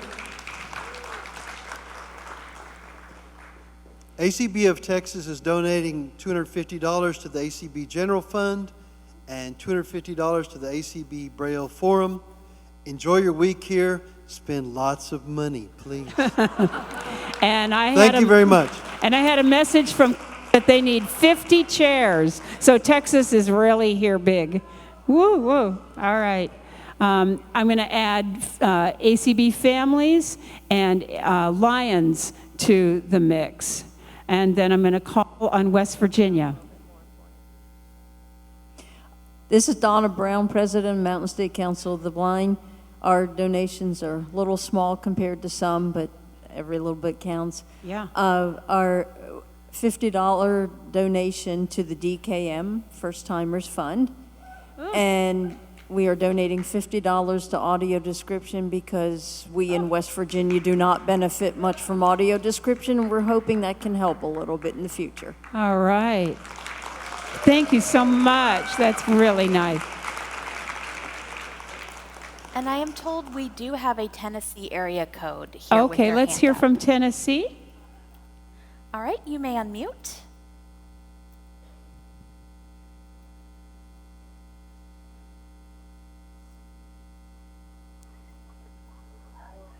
Can you hear me now? Yeah.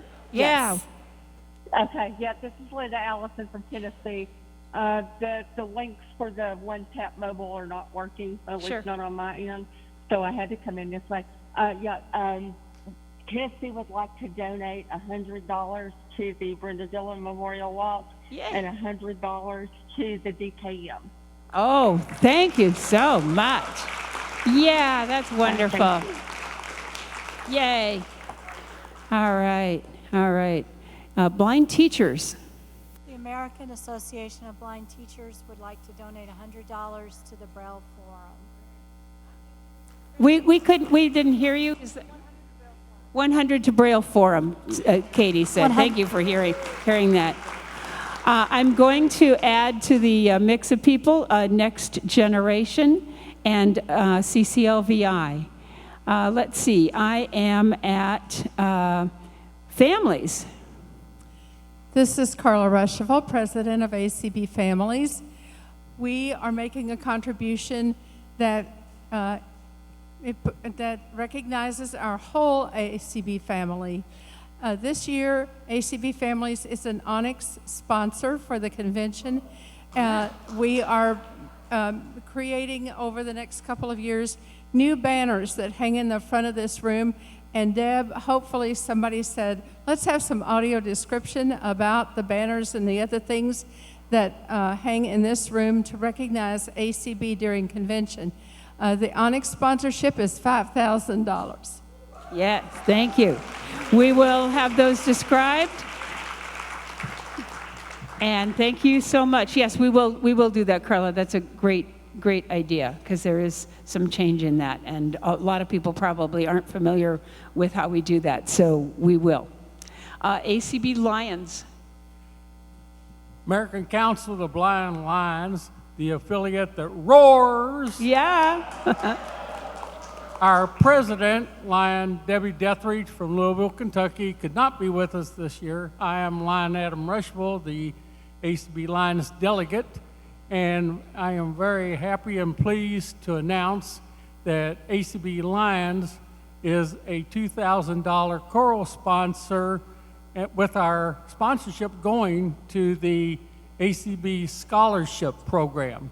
But instead of the money going toward the scholarships, we like to think that it is helping to get the scholarship winners to the convention. Yes.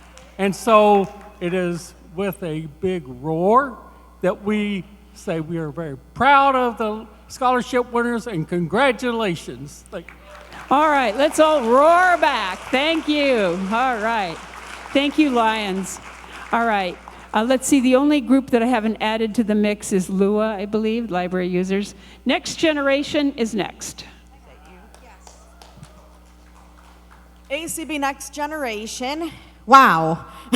So ACB Next Generation is proud to announce that we have donated $75 to each worth of shipping for each of our auctions that we've had, as well as we are our newsletter, the Next Gen Insight, is Hollis Liggett award recipient. And I'm probably forgetting the rest of them, but that is very good. All right. Thank you so much. Oh, and we also gave free memberships to each and every one of the ACB scholarship recipients this year. This is the way to help people engage in the organization, and I really thank you for that, Next Gen. That is just the way to do it. Thank you. CCLVI. This is Patty Cox, and I'm going to tell you a quick little story. In 2020, Fred Scheiger passed away, and his scholarships with CCLVI continued, and I got to know his wife, Alexa. And in fact, Melanie Snowy and I went last year to see her. In June, she found out she had pancreatic cancer. We became pretty good friends. So last year, before the convention, the Kids Explorers Club needed a sponsor. So I asked her, and she donated $1,000. Oh, wow. She told me that she was going to send more this year. But on January 11th, she passed away. Mm-hmm. So CCLVI had a kind of like appetizer auction, and we raised almost $2,000. So we are putting $2,000 towards the Kids Club in Alexa Scheigert's name. All right. Thank you so much. Thank you so much, CCLVI. All right. That's great. All right. And our last one that I at least have on my list is Library Users of America. This is Carla Rushville back again. I'm president of Library Users of America, and I would like to announce that once again this year, as we have done over the past several years, many years, Library Users of America is donating a choral sponsorship, $2,000 toward making it possible for the talking book narrator to appear at the convention and also in the afternoon program on Tuesday to give you an opportunity to meet him up close and personal and ask questions. The narrator this year is Gary Tipton, who is a reader at the American Printing House for the Blind. All right. And that is a very, very popular program, and I know that everybody appreciates our ability to have talking book narrators. And I hope, that in the next 50 years we still have talking book narrators, because I know they want to make it all, AI or whatever. And so, yeah, we want to keep having those narrators. Thank you all. Have I missed any affiliates who wish to make a special announcement? Yeah. Scott says he likes these announcements. Is this more fun than the roll call? I hope it's fun. It's certainly invigorating and great to hear from so many affiliates. Yeah? Oh, what? Yeah. Yeah. Madam Secretary says it's more fun. Well, yeah. All right. Thank you so much. We will be glad to hear from any additional affiliates throughout the week. And thank you so much for your generosity toward ACB. Absolutely. Thank you. All right. We are now at the final big item of the evening that I know about anyway. And this is the beginning of our ACB business. So we are now going to the officer elections. Let me describe. I need you all to, hold it down so we can do this. Yeah. You remember it's downer, those of you who heard me the other day talk about this. So we are starting our officer elections. We will be electing all 5 officers. That is president, first and second vice president, secretary, and treasurer. If any of those positions free up a position from the board of directors, we will then we will take nominations from the floor for the board of directors, and we will elect what we need to be electing from there. And if those positions free anything in the Board of Publications, we will take nominations for whatever that occurs to be, but that will be the order in which the events occur. When we call for nominations, please make sure that the person you are nominating wants to be nominated. This is not a time for surprises. We do surprises in life members and such, but not here. So please make sure. Also, please be aware that our election process is somewhat time-consuming because of the way in which we do it using our Vote Now. We're only able to do 1 election per day of the contested elections. Except Thursday, we will be able to have a second one because of the way the situation will be. But normally, it will not be the case. So we have 5 elections that we can complete while we are here in Dallas. If there are any additional elections to complete, those are going to be completed post the in-person convention. I'll be in a lot of trouble if we have to do that because people will be unhappy. But that is the way it will have to work. So please be very serious about your candidacy if you are planning to run, because we will have an election for every contested election.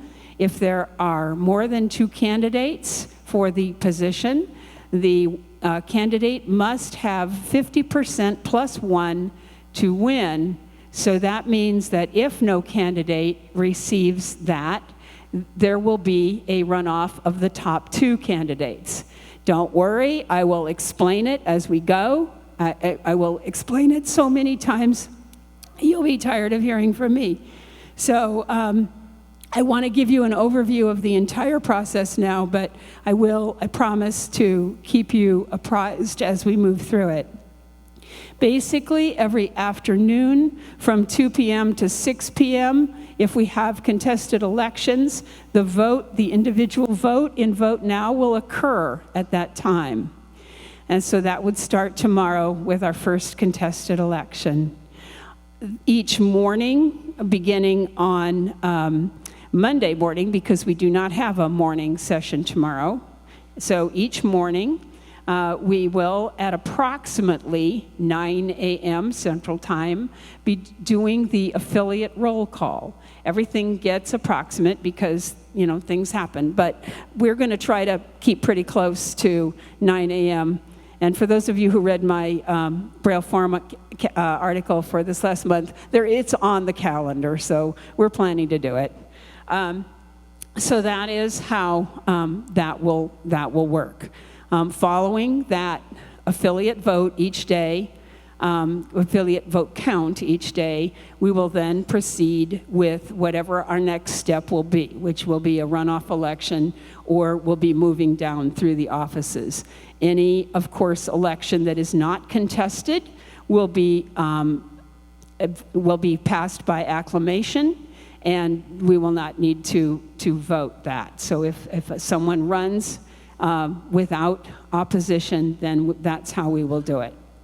All right, so we are now beginning with the election for president, and my name, Deb Cook Lewis, has been placed in nomination by the nominating committee, and I am a retired manager in social service, retired from the University of Washington. Are there any other nominations from the floor for president?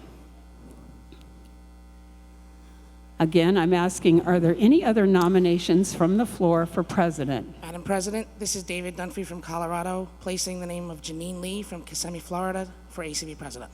All right. The name of Janine Lee is there a second?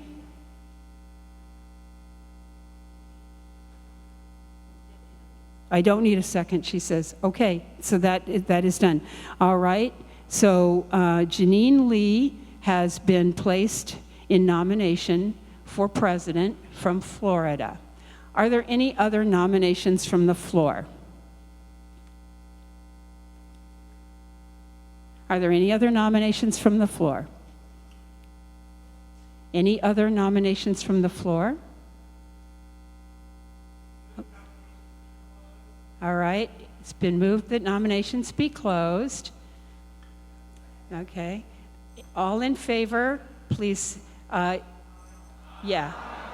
All right, any opposed? And in Zoom, if you are opposed, please raise your hand. It's important that we count the Zoom people also. I don't think we need to oppose this. These are the only two we have, so that closes the nomination. So now we will do candidate speeches, and each candidate has 5 minutes, which will be timed by our parliamentarian, and I will be speaking for myself. Janine, who will your speakers be? I think she's on Zoom. You may have to unmute her. Hold on one second. Oh dear. Wait, there's something, you've got a speaker up in the background, or we won't be able to hear you. Hello, Madam President. My speakers are ready to go, but I would like to say thank you for this process. After I've listened to a lot of you get to members. have 2 speakers. Are you going to be one of your speakers? You don't get to say anything else. But Madam President, you need to ask me if I accept the nomination. Okay, we already know because you've posted to the list that you're accepting the nomination. Who are your speakers, please? Okay. David and Anthony. David Dunphy and Anthony Corona. Okay, so David Dunphy of Colorado and Anthony Corona of Florida will be your speakers. Thank you. All right, so we are ready to go, and I am ready to speak. Are we ready to time me? Can you just let me know when the time starts? Pardon me? Can you just let me know when the timer starts? Yeah. Okay, I'm starting now. Okay. So I'm Deb Cook Lewis. I'm running for my 2nd term as president. I'm speaking for myself because fundamentally you've been hearing from me for the last 2 years and 3 months. If you don't know me by now, you probably won't. This is not about choosing who we like best as a person or any of that. This is about ACB's future. This is about how we are making decisions in the organization. If you believe, whether you agree with everything I do or everything I say, that fundamentally we have been moving forward and making progress in ACB, then I ask for your vote. It's that simple. Thank you.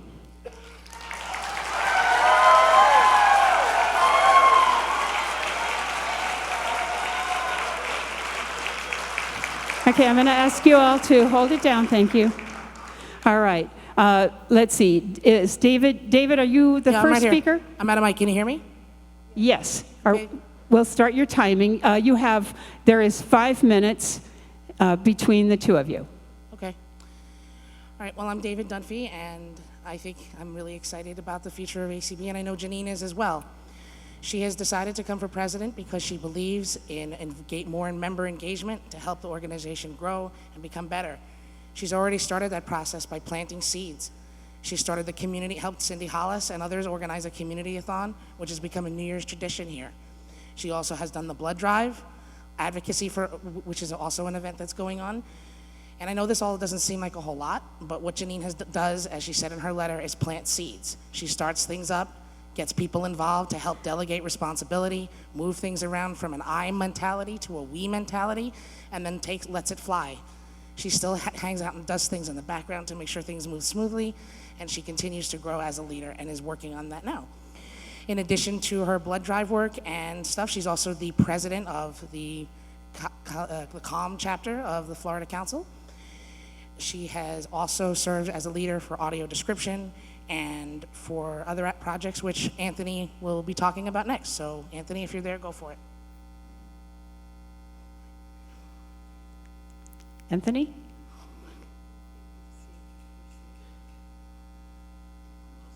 Do we have Anthony? Is Anthony in Zoom? Oh, yes, okay. Go ahead, Anthony. Hi, everyone.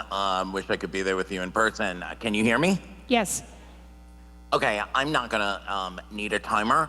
So against, I think it's gonna disappoint a lot of people, but had you taken the point of order, Madam President, as you should have, because she should have been able to accept the nomination, Janine would have told you that she has listened to you and a lot of the body of this membership and is going to take this next year to find a mentor and to get herself ready to run for a seat next year.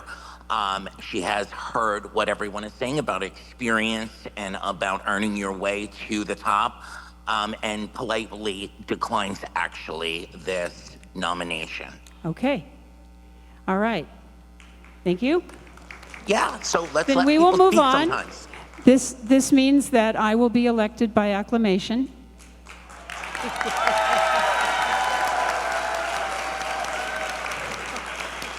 And our next office, wow, we are making some progress. Okay, our next office is for first vice president, and the nominee from the nominating committee is the incumbent David Trott from Alabama.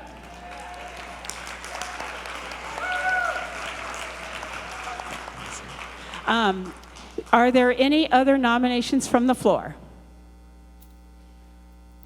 We have someone in Zoom. Okay. Are you making a nomination? Francine, you may unmute.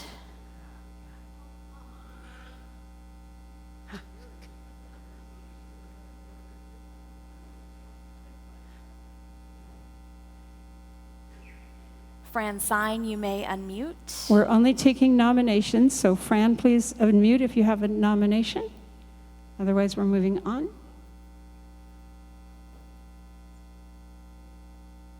She has heard what everyone's saying about experience. This is for you, Deb Cook-Lewis.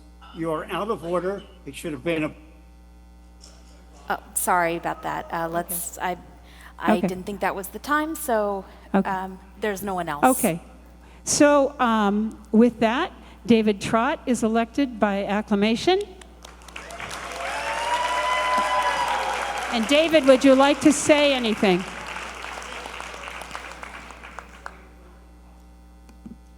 Is this, okay, I'm working. Mm-hmm. Thank you once again for your confidence in me. Know that I'm here for you, the members of this organization, because together we will build a brighter future. Thank you so much. Thank you, David. All right. We are now at the office of Second Vice President, and the nominating committee has placed into nomination the name of Kenneth Simeon Sr. from Beaumont, Texas. I appreciate the enthusiasm, but we're still conducting business. So are there any other nominations from the floor?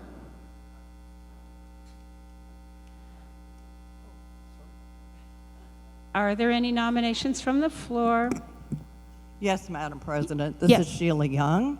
I would like to place the name of Connie Sims from South Dakota in nomination for All right, second. Connie Sims from South Dakota is placed in nomination. Are there any other nominations from the floor? Are there any other nominations from the floor? All right. All right. All in favor? Yeah, okay. Now, we will, this will be our first contested election, but they will do their speeches this evening. So, Kenneth, who will your speakers be? Madam President, Mitch Pomerantz from California will be my first speaker, and Alan Peterson of South Dakota will be my second speaker. North Dakota. Unless he moved just lately. North Dakota, I'm sorry, North Dakota. Actually, he moved during the earlier part of the meeting. Thank you, Kenneth. Yeah, this stuff does make you nervous, doesn't it? All right, so if Mitch and Alan will please get to microphones, I believe they're both here. I am here, Madam President. Okay, thank you. And then I will also find out, Connie, who are your speakers? Madam President, my speakers will be, first one will be Jeff Bishop, and then Sheila Young. All right, Jeff Bishop from Arizona and Sheila Young from Florida. Is that correct? Correct. All right, thank you. It's hard to hear over here. Okay, so I'm going to ask all the speakers to be at mics so that we can flow this as quickly as possible, and we will begin with Kenneth's speakers. Fellow ACB members, I am honored to rise and speak wholeheartedly in support of Kenneth Simeon Sr. for Second Vice President of the American Council of the Blind. Kenneth is a retired telecommunications manager with AT&T, where he worked for 22 years. In that capacity, Kenneth gained management and leadership skills and experience, which he has clearly demonstrated as a twice elected member of the Board of Directors of ACB. Kenneth is a role model in working collaboratively with others, something which is crucial to being an effective and respected ACB officer in these challenging times. He is a thoughtful, insightful, and objective leader with a clear vision for ACB's future. Prior to his election to the board, Kenneth served as a chapter, state, and special interest affiliate president and has participated in committee work on all levels since becoming a member of ACB in 2005. Kenneth works to educate and empower members through effective communication and by sharing meaningful tools for success in support of the achievement of personal and organizational goals. He is playing a key role in the development and implementation of the ACB mentoring program because he knows that mentoring prospective leaders who will accept the torch from current leaders is critical to the future of ACB. He understands that succession planning is one of the keys to our continued existence as a relevant advocacy organization on behalf of blind and low vision persons. As chair of the Membership Services Steering Committee, Kenneth recently began developing a member value proposition that pursues expanding the influence and footprint of ACB. Above and beyond his state and national leadership activities, however, Kenneth Semien Sr. adheres to core values essential for leadership and everyday life: accountability, commitment, integrity, and authenticity, as well as compassion and transparency. Kenneth is fair-minded and open to new ideas, even from the newest member, while recognizing ACB's current traditions, past and current traditions. He leads by example, a trait with which we find especially valuable, and this organization will find valuable as he moves into the position of second vice president. The American Council of the Blind needs Kenneth Semien Sr. and his approach to getting things done. Ladies and gentlemen, I don't endorse candidates lightly nor often, but today I endorse without reservation Kenneth Semien Sr. for ACB second vice president. Please give him your support with your vote. Thank you. How much time is left? You have 57 seconds, Alan. Okay. Yeah, it's my honor and privilege to speak on behalf of Kenneth Semien. I believe Kenneth is a leader among leaders. I've been very impressed with Kenneth for his intelligence, his leadership, and his personality, his demeanor, a calm demeanor. I've been impressed with him. I served as a mentor in the Inspire program, and I was very impressed with his leadership as a leader of the Inspire program, and he has so many qualities as far as he's trustworthy. He listens to people. He demonstrates respect for everyone. He gets things done, as Mitch has okay. Good job. Good job. There's Thank you both. much more to say. All right. Thank you so much. All right. We will move to Connie's Sims speakers.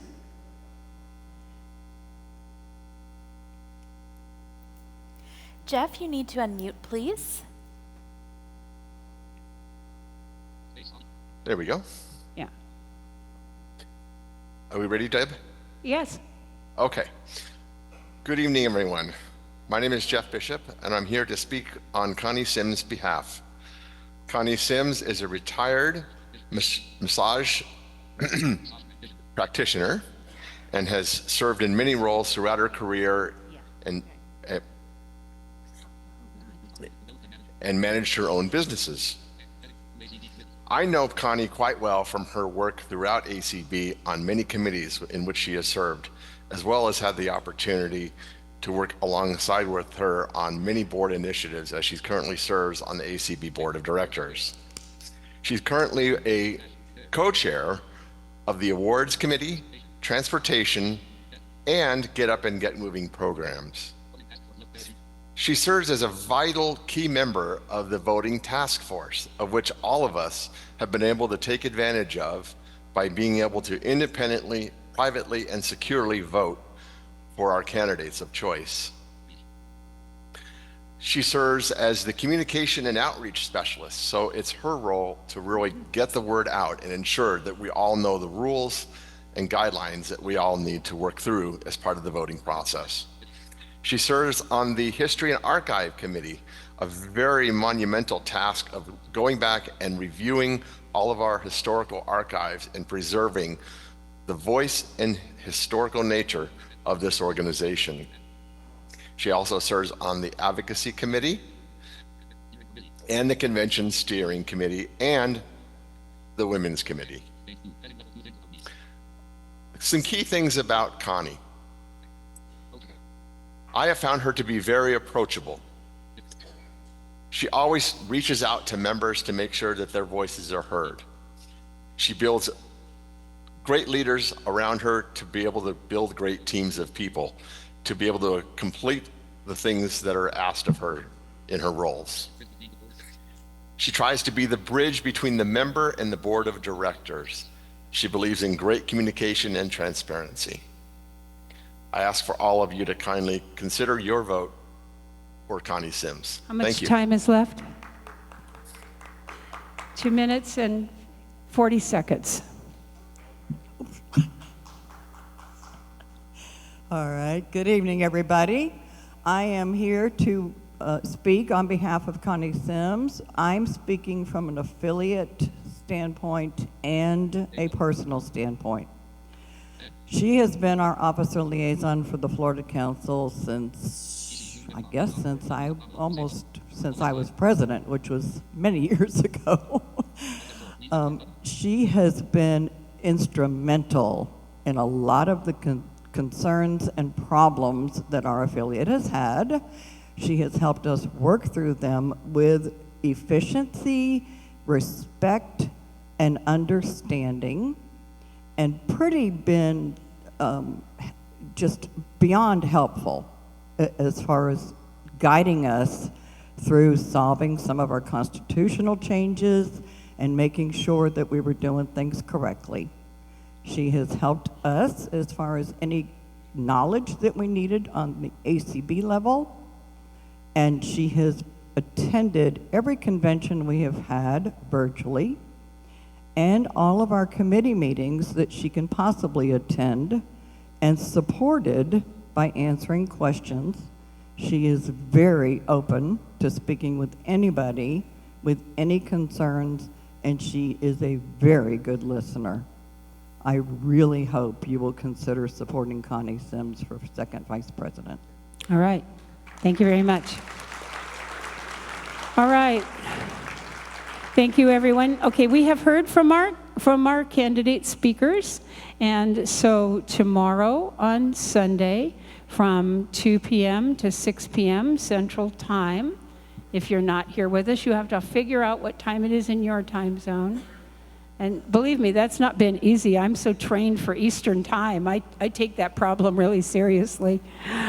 So 2 p.m. to 6 p.m. Central Time tomorrow will be the vote for second vice president. The candidates will be Kenneth Simeon Sr. from Texas and Connie Sims from South Dakota. And that is, and then we will be doing the affiliate vote for those on Monday morning. So your affiliates have given you the processes for casting your affiliate vote, and you will use your voter code from Vote Now to cast your personal vote, and we will be continuing in this fashion throughout the week. All right. I believe that we have a couple of announcements from Janet Dickelman, our convention coordinator. You do. And we will take those at this time. Thank you very much. Oh, am I on? Yes, I am. Yes, you are. All right. First of all, I'm going to take a second and say congratulations, Madam President and Mr. First Vice President. I get to be the first. All right. I want to remind everyone of our 4 sessions tomorrow morning in lieu of general sessions. And at 9 a.m., we have BVA's 80th birthday celebration and informational session, as Deb said earlier this evening. We also have advocacy updates from Claire. At 10:30, we have The Color of Resilience, a talk and painting demonstration with John Bramblett. And we also have the People's Choice Awards voting kickoff. Those are our 2 consecutive concurrent sessions tomorrow. I am sorry, the host committee worked very hard to try to find a Catholic priest to come and do Mass at the hotel, but was unable to get anyone. We have a change in our Sports Day departure. Tomorrow for Sports Day, we will be departing at 8:45 a.m. That means the bus is leaving at 8:45, so be out there. The bus will arrive at 8:15, so get out there so you can get boarded on that bus. Also, it is in the program, but for some reason did not get on the calendar. Tomorrow at 4 p.m., from 4 p.m. to 5 p.m., we have Navigating the Future, What's New with AI-Powered Innovations in JAWS, and that is in Reversion. And just a couple other tour changes real quickly. Wednesday, the Candy Tour and the Envision Tour will both be leaving at 12 p.m. And RSVA, Laughs with RSVA and karaoke are on Monday night, July 7th, not Tuesday, July 8th. And if you would like to have a booth at the Ivy Expo on Wednesday, see Artist Basin. There's still some booths available. And at the information desk, we have, I believe we still have, a 50-inch cane that was left in the women's restroom by Cotton Bowl. I think the cane somebody's just found missing its home. that. And we also have a thermos that was left. And we have so many sessions that our sponsors are going to be doing over this week. Please pay attention to what's in the newspaper and what's in the convention calendar and take advantages of those. Thank you very much, Madam President. All right. Enjoy. Thank you, Janet. All right. Are there any other significant announcements that are holding us from adjourning? I don't hear any. All right. Then you are adjourned, and we will vote tomorrow and enjoy all the sessions tomorrow. Thank you very much. A logo, ACB in print and braille, American Council of the Blind, together for a bright future.